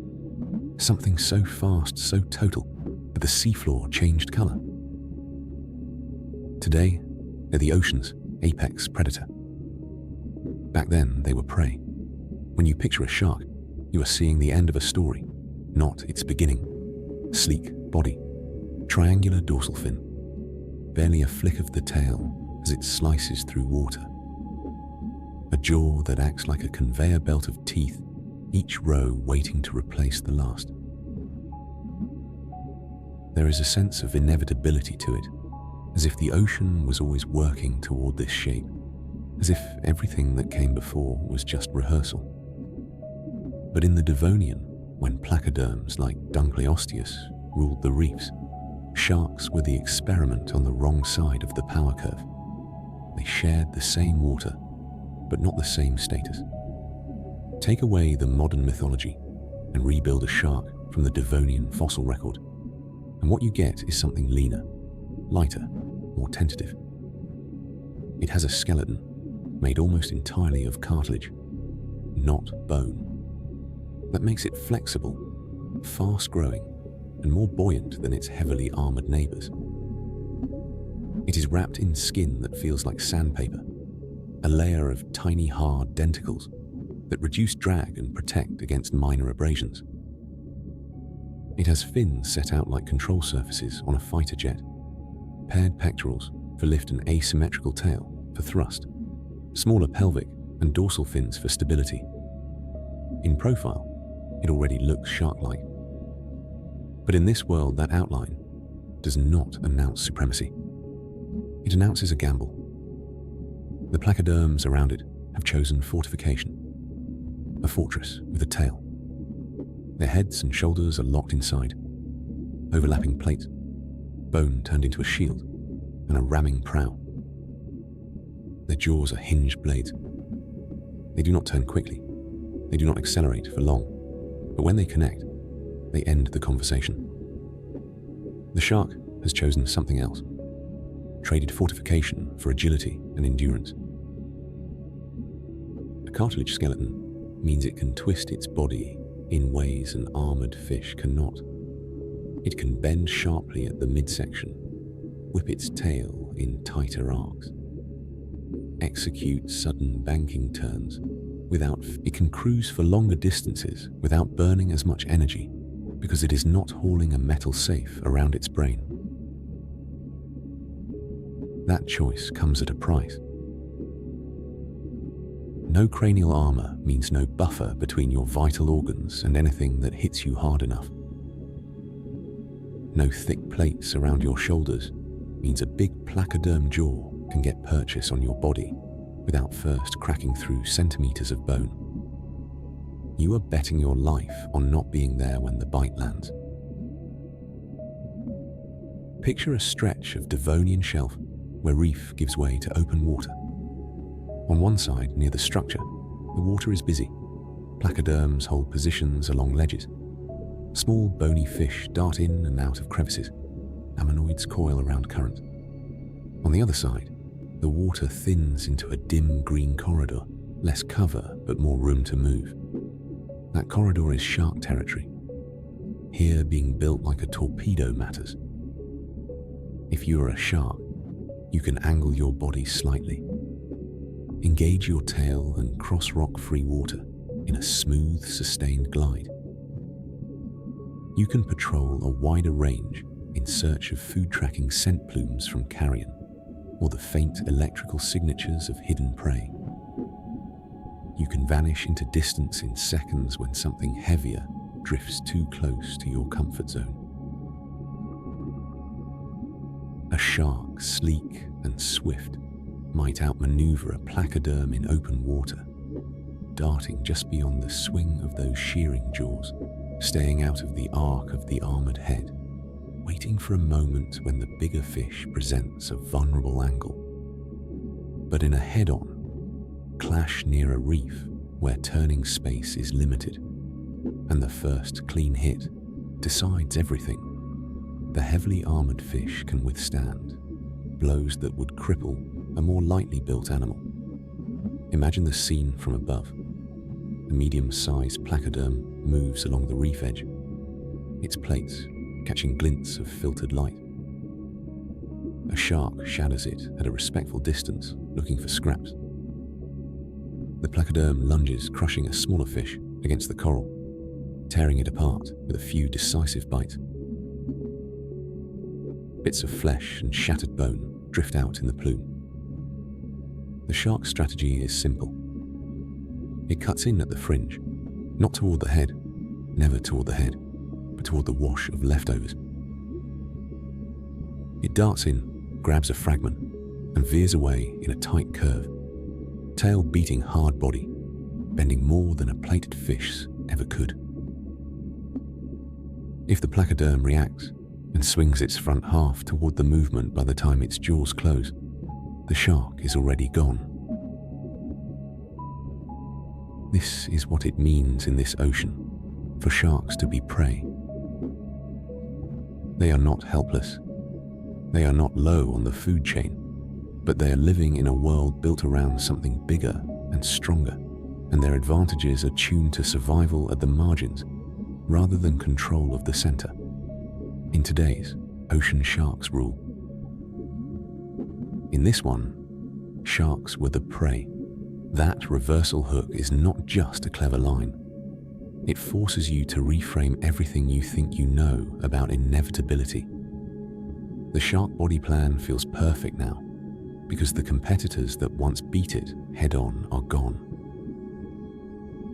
In the Devonian, the same plan looks like a clever work around a way to make a living in a system dominated by armoured fortresses. From an evolutionary perspective, sharks are doing something subtle but profound. They are placing a strategic bet on agility and flexibility in a world that currently rewards armour and brute force. They are evolving tools that don't pay off fully, yet but will. One of these tools is teeth. Placoderms turn bone into cutting plates, self-sharpening edges that did not shed and regrow. Sharks took the opposite route. They lined their jaws with multiple rows of individual teeth, each one anchored loosely in the gum shedding and replacing them continuously over the animal's lifetime. The front row does the work behind it. Dozens of backups wait. If a tooth chips, cracks, or breaks during a strike, it falls out, eventually replaced by another sliding into position from behind. This system is wasteful in the short term. It costs energy to keep growing new teeth. It means constantly losing pieces of your own anatomy into the environment, but it is incredibly robust. You can afford to tackle prey that fights back, bite into bone scrape across armor, because you are not relying on any one tooth staying perfect. You have accepted failure at the microscopic level to ensure success at the macroscopic one. In a world full of armored targets, those teeth are not yet in their element. A placoderm's skull can still resist them better than its own jaw plates can resist a full-force bite from Dunkleosteus. But even here, even now, there are niches where this dental strategy shines. Soft-bodied prey, early cephalopods, unarmored fish, smaller sharks are vulnerable to slashing bites that remove chunks without requiring the predator to crush through hard tissue. Sharks can dart in snap once or twice and pull back, letting the target bleed out or weaken before closing again. That hit and run style is perfectly suited for a body built to accelerate quickly and turn fast. It can cruise for longer distances without burning as much energy because it is not hauling a metal safe around its brain. That choice comes at a price. No cranial armor means no buffer between your vital organs and anything that hits you hard enough. No thick plates around your shoulders means a big placoderm jaw can get purchase on your body without first cracking through centimeters of bone. You are betting your life on not being there when the bite lands. Picture a stretch of Devonian shelf where reef gives way to open water. On one side, near the structure, the water is busy. Placoderms hold positions along ledges. Small bony fish dart in and out of crevices. Ammonoids coil around currents. On the other side, the water thins into a dim green corridor, less cover but more room to move. That corridor is shark territory. Here, being built like a torpedo matters. If you are a shark, you can angle your body slightly. Engage your tail and cross rock-free water in a smooth, sustained glide. You can patrol a wider range in search of food-tracking scent plumes from carrion or the faint electrical signatures of hidden prey. You can vanish into distance in seconds when something heavier drifts too close to your comfort zone. A shark, sleek and swift, might outmaneuver a placoderm in open water, darting just beyond the swing of those shearing jaws, staying out of the arc of the armored head, waiting for a moment when the bigger fish presents a vulnerable angle. But in a head-on, clash near a reef where turning space is limited, and the first clean hit decides everything, the heavily armored fish can withstand blows that would cripple a more lightly built animal. Imagine the scene from above. The medium-sized placoderm moves along the reef edge, its plates catching glints of filtered light. A shark shadows it at a respectful distance, looking for scraps. The placoderm lunges, crushing a smaller fish against the coral, tearing it apart with a few decisive bites. Bits of flesh and shattered bone drift out in the plume. The shark's strategy is simple. It cuts in at the fringe, not toward the head, never toward the head, but toward the wash of leftovers. It darts in, grabs a fragment, and veers away in a tight curve, tail beating hard body, bending more than a plated fish ever could. If the placoderm reacts and swings its front half toward the movement by the time its jaws close, the shark is already gone. This is what it means in this ocean, for sharks to be prey. They are not helpless. They are not low on the food chain, but they are living in a world built around something bigger and stronger, and their advantages are tuned to survival at the margins rather than control of the center. In today's, ocean sharks rule. In this one, sharks were the prey. That reversal hook is not just a clever line. It forces you to reframe everything you think you know about inevitability. The shark body plan feels perfect now, because the competitors that once beat it head-on are gone. In the Devonian, the same plan looks like a clever work around a way to make a living in a system dominated by armoured fortresses. From an evolutionary perspective, sharks are doing something subtle but profound. They are placing a strategic bet on agility and flexibility in a world that currently rewards armour and brute force. They are evolving tools that don't pay off fully, yet but will. One of these tools is teeth. Placoderms turn bone into cutting plates, self-sharpening edges that did not shed and regrow. Sharks took the opposite route. They lined their jaws with multiple rows of individual teeth, each one anchored loosely in the gum shedding and replacing them continuously over the animal's lifetime. The front row does the work behind it. Dozens of backups wait.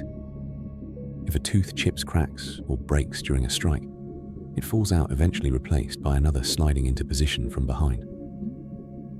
This system is wasteful in the short term. It costs energy to keep growing new teeth. It means constantly losing pieces of your own anatomy into the environment, but it is incredibly robust. You can afford to tackle prey that fights back, bite into bone scrape across armor, because you are not relying on any one tooth staying perfect. You have accepted failure at the microscopic level to ensure success at the macroscopic one. In a world full of armored targets, those teeth are not yet in their element. A placoderm's skull can still resist them better than its own jaw plates can resist a full-force bite from Dunkleosteus. But even here, even now, there are niches where this dental strategy shines. Soft-bodied prey, early cephalopods, unarmored fish, smaller sharks are vulnerable to slashing bites that remove chunks without requiring the predator to crush through hard tissue. Sharks can dart in snap once or twice and pull back, letting the target bleed out or weaken before closing again. That hit and run style is perfectly suited for a body built to accelerate quickly and turn fast. If you follow a Devonian shark for a day, you will not always see it cowering at the edge of placoderm territories. Much of its time is spent in quieter runs, gliding above the seafloor, using smell and electroreception to find buried food, cruising mid-water in looser schools with others of its kind circling carcasses that have drifted down from reef battles, waiting for an opening to tear off pieces. When danger appears in the form of a larger predator, the shark's defense is distance. A flash of tail muscles rippling against the elastic give of cartilage, and it is gone out into the open corridor, where nothing with a head full of bone can quite match its continuous pace. There is another bet hidden in the shark design. It is flexible, not just in movement, but in potential. Sharks' bodies without the weight penalty of bone armor can enlarge or shrink more readily with shifts in ecology. Some lineages stay small, perfect for slipping into tight spaces and hunting in crowded reefs. Others can stretch longer, becoming open water cruisers. The placoderms, by contrast, are locked more tightly into their roles. Once you are a heavy-fronted, armor-plated fish, most paths forward involve either doubling down on that identity or dying out.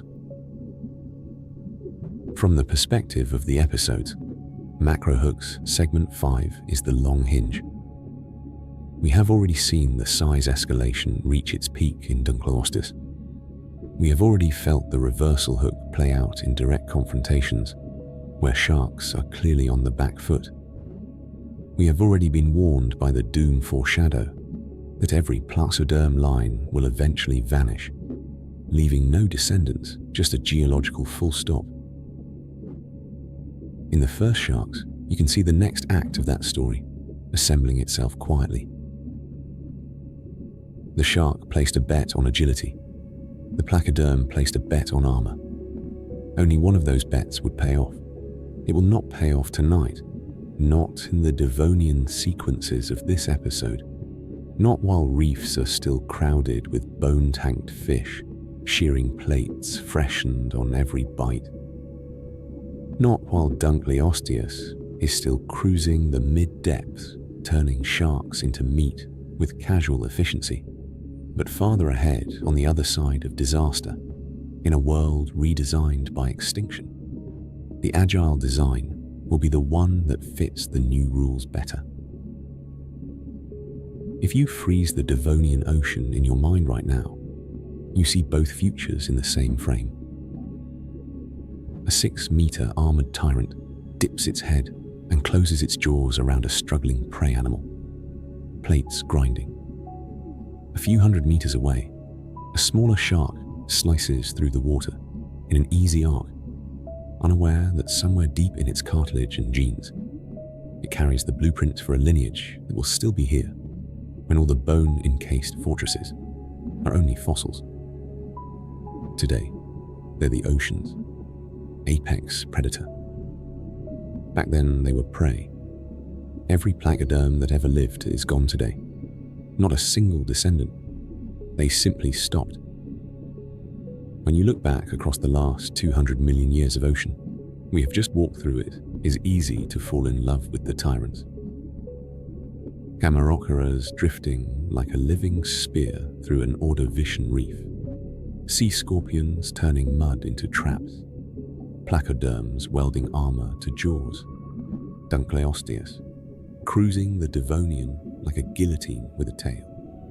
Every new apex predator feels like the final word, an improvement on what came before a natural endpoint in a story that only ever goes upward. But the ocean does not write stories the way we do. It does not care about arcs or payoffs. It cares about physics and chemistry. And in the late Devonian, the chemistry changed.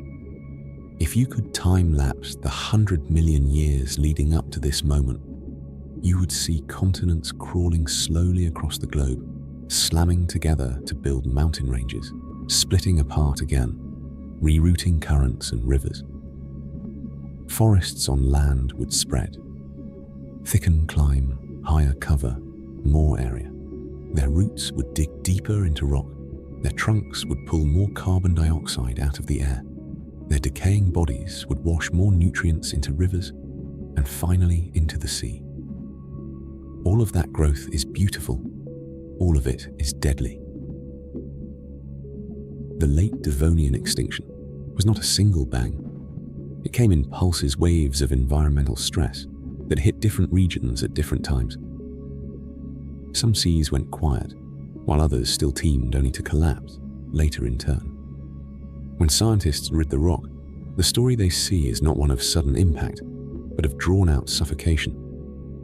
Warm, shallow seas began to cool in places as currents changed.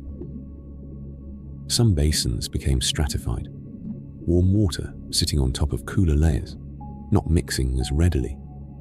Oxygen carried down from the surface by circulation stopped reaching the depths in the same way.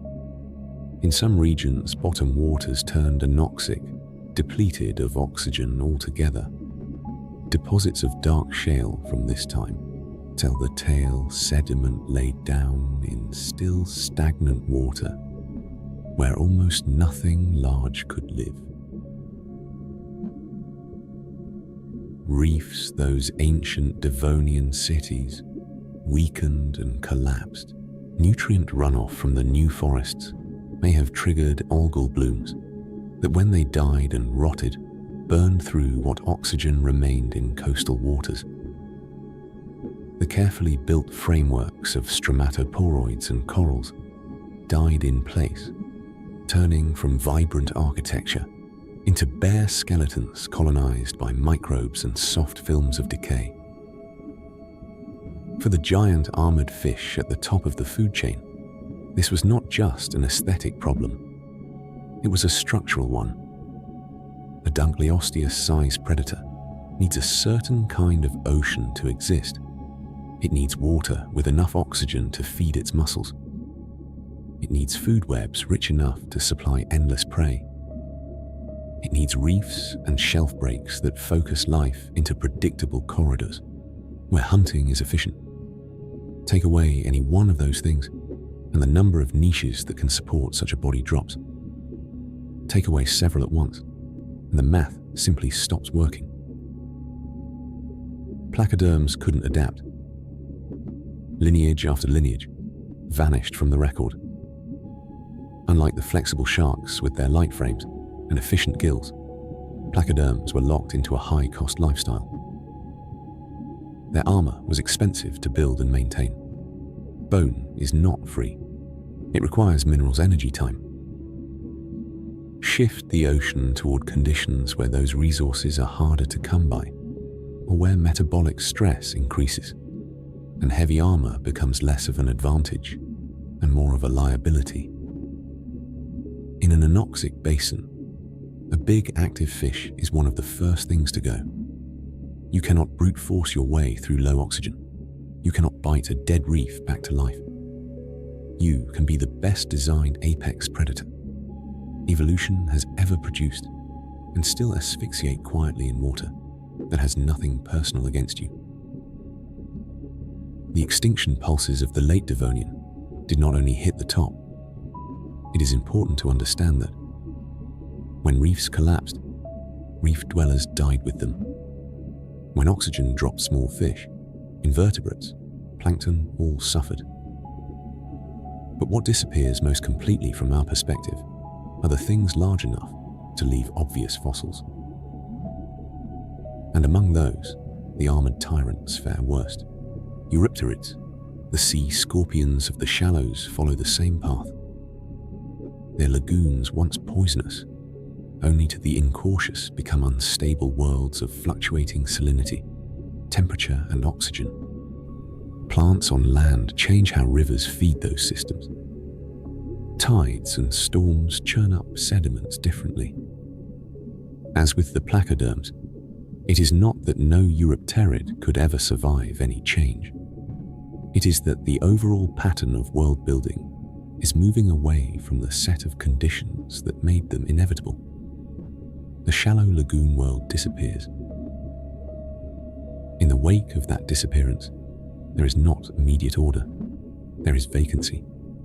For a time, after the worst pulses of the Late Devonian Extinction, oceans are quieter. The fossil record thins. The complex reef structures we have spent so much time in are gone or radically diminished. Species counts drop. Much of what remains are generalists, animals with body plans and behaviors that allow them to function across a wide range of conditions. The survivors' sharks, lobe-finned fish, early tetrapods, the flexible ones. Sharks with their cartilage skeletons and endless teeth can scale their bodies to new niches more easily than bone-encased fortresses could. They can shift into roles previously held by placoderms because the basic requirements for being a large predator, good senses, efficient swimming sharp tools in the mouth, are all present in forms that do not depend on a specific high-maintenance skull architecture. Once the competition is gone, the bet on agility starts paying dividends. Lobe-finned fish relatives of the line that will eventually crawl onto land have robust fins with internal bone structures that can bear weight. They can use those fins to push along the bottom, explore brackish pools, move between bodies of water that would strand a more purely swimming fish. In a world where stable habitats have been broken up, the kind of mobility is gold. Early tetrapods, the first true-limbed vertebrates, emerge into a planet whose freshwater and coastal environments have been shaken up, but are newly open. Less competition in some spaces, less predation. Pressure from above gives them room to experiment with breathing air, with walking on mud, with staying away from the worst of the oceans. Mood swings. If there is a moral here, it is buried in the doom foreshadow. From the very beginning of this episode, these monsters ruled for 200 million years. Then, in geological seconds, every single one of them vanished. No descendants, no survivors, just gone. The armor didn't save them. The fortress became a tomb. There is something almost cruel in that outcome.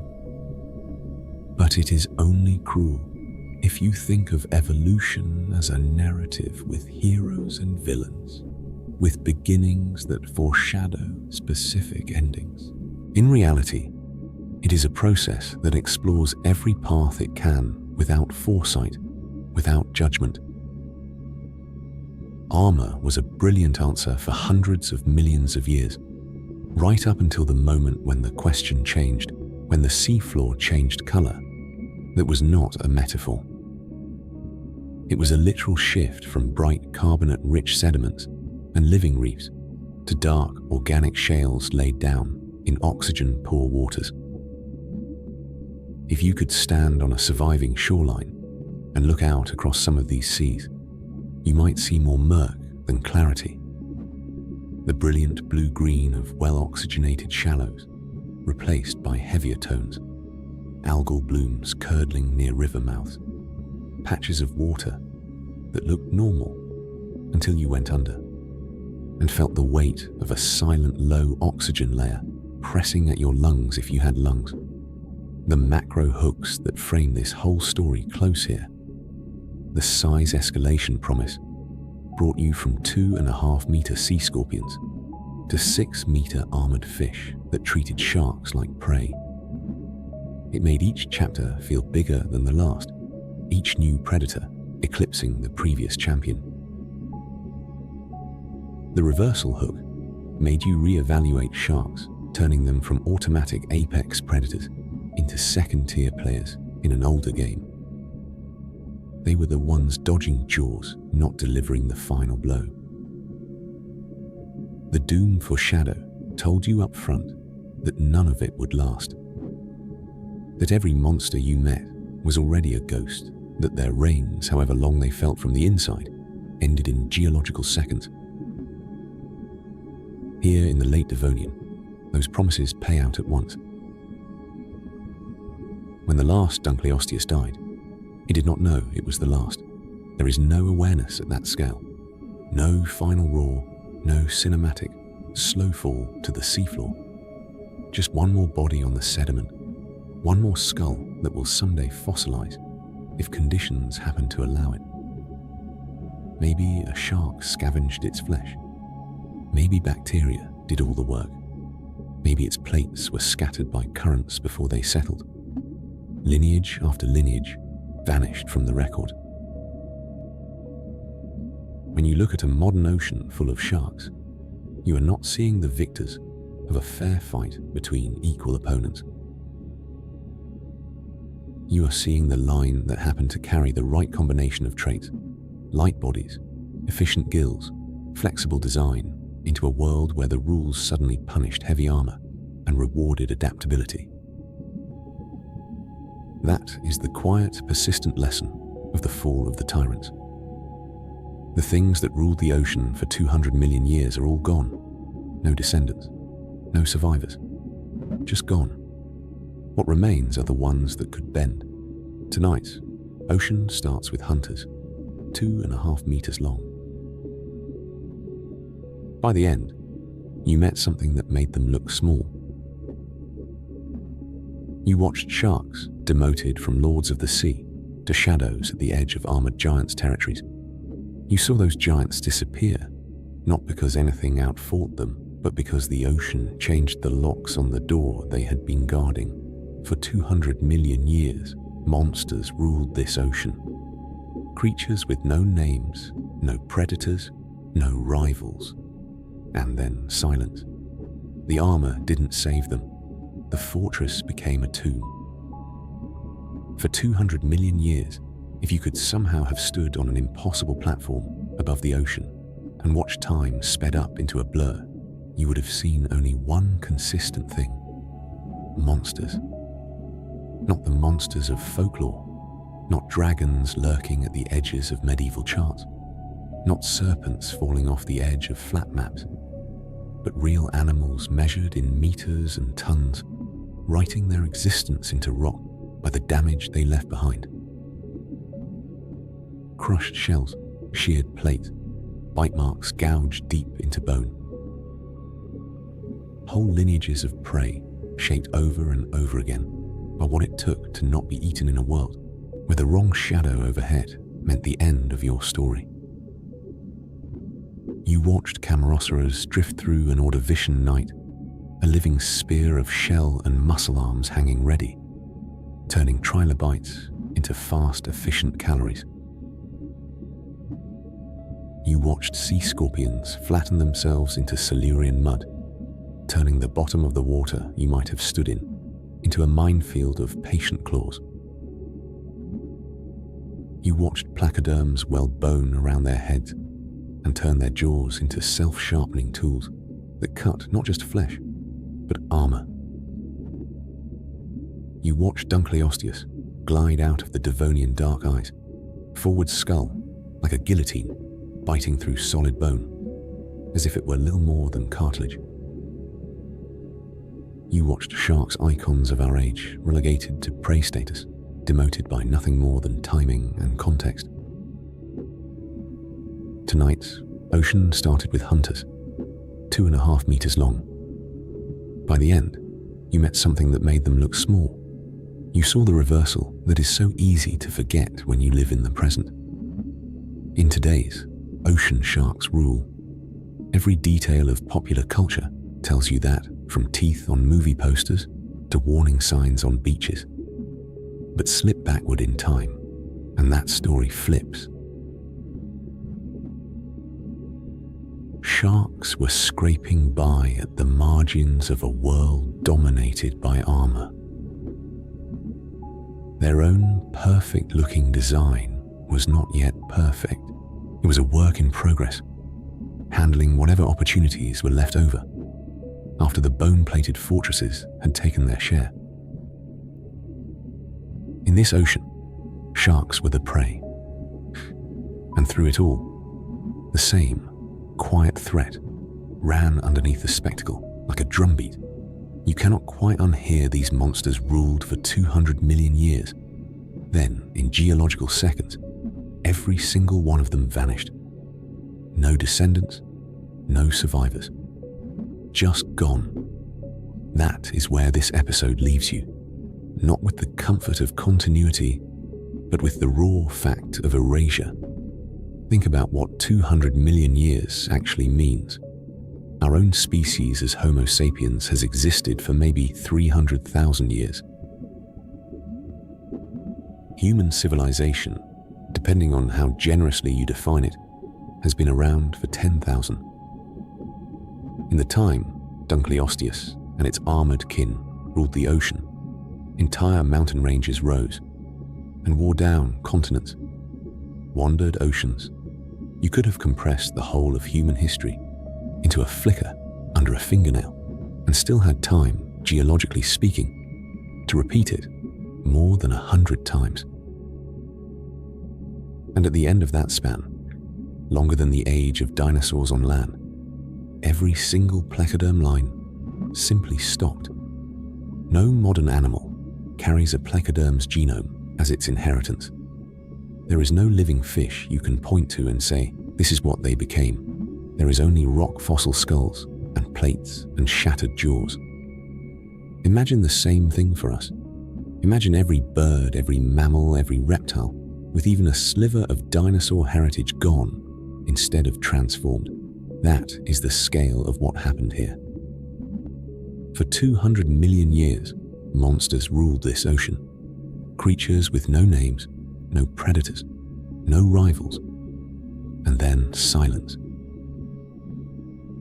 It would be satisfying to say they were beaten in a fair fight, that a smarter predator arrived, or a more efficient design outcompeted them in the open water.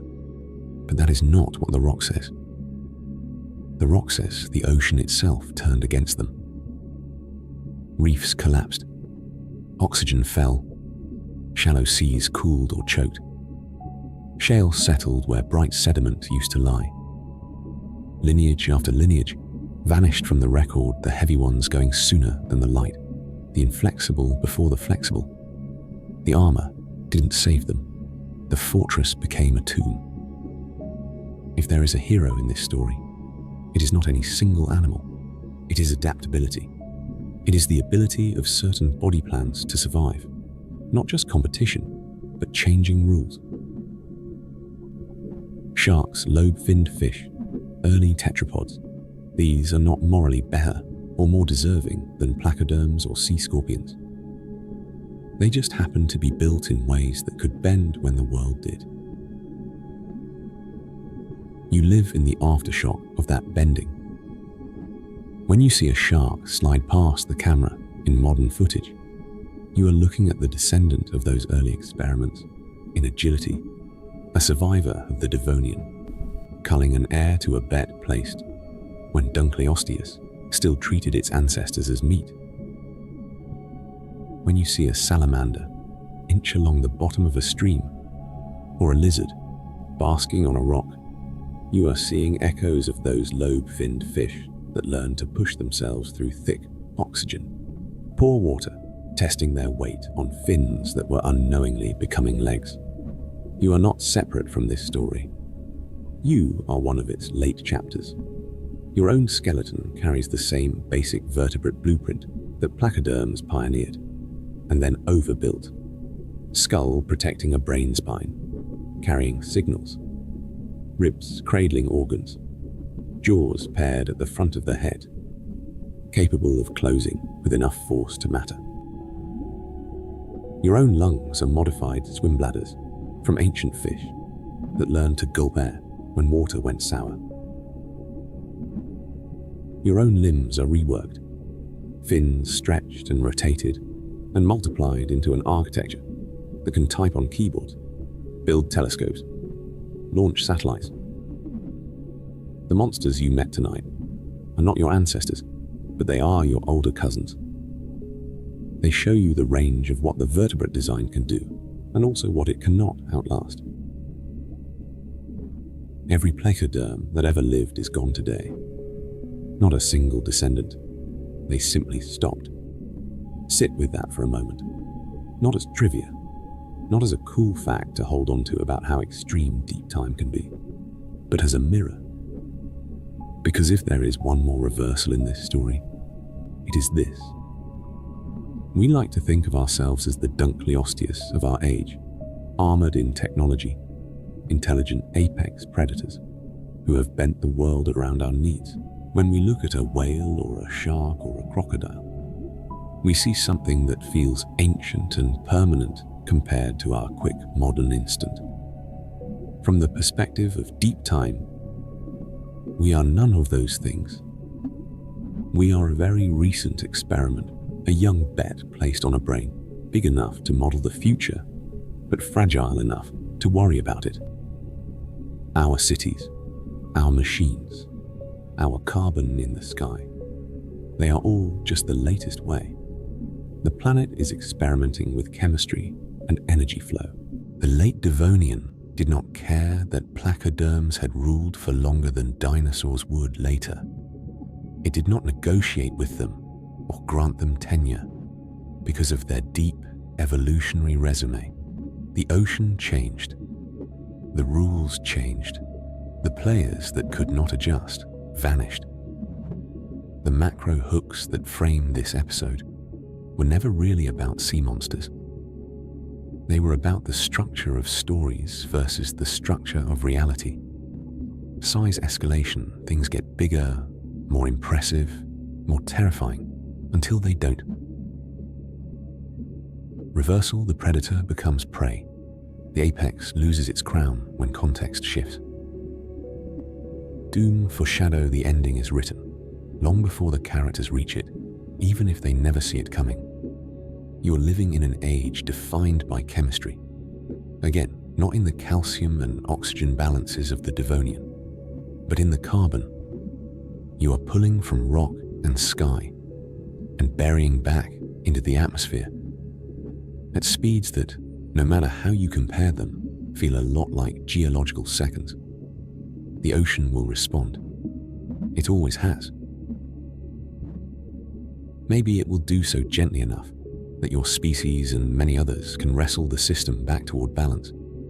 Maybe it will do so harshly, with pulses and thresholds that once crossed do not care about your charts or debates. Maybe the lineages that come after will be built on the bodies of animals you recognize.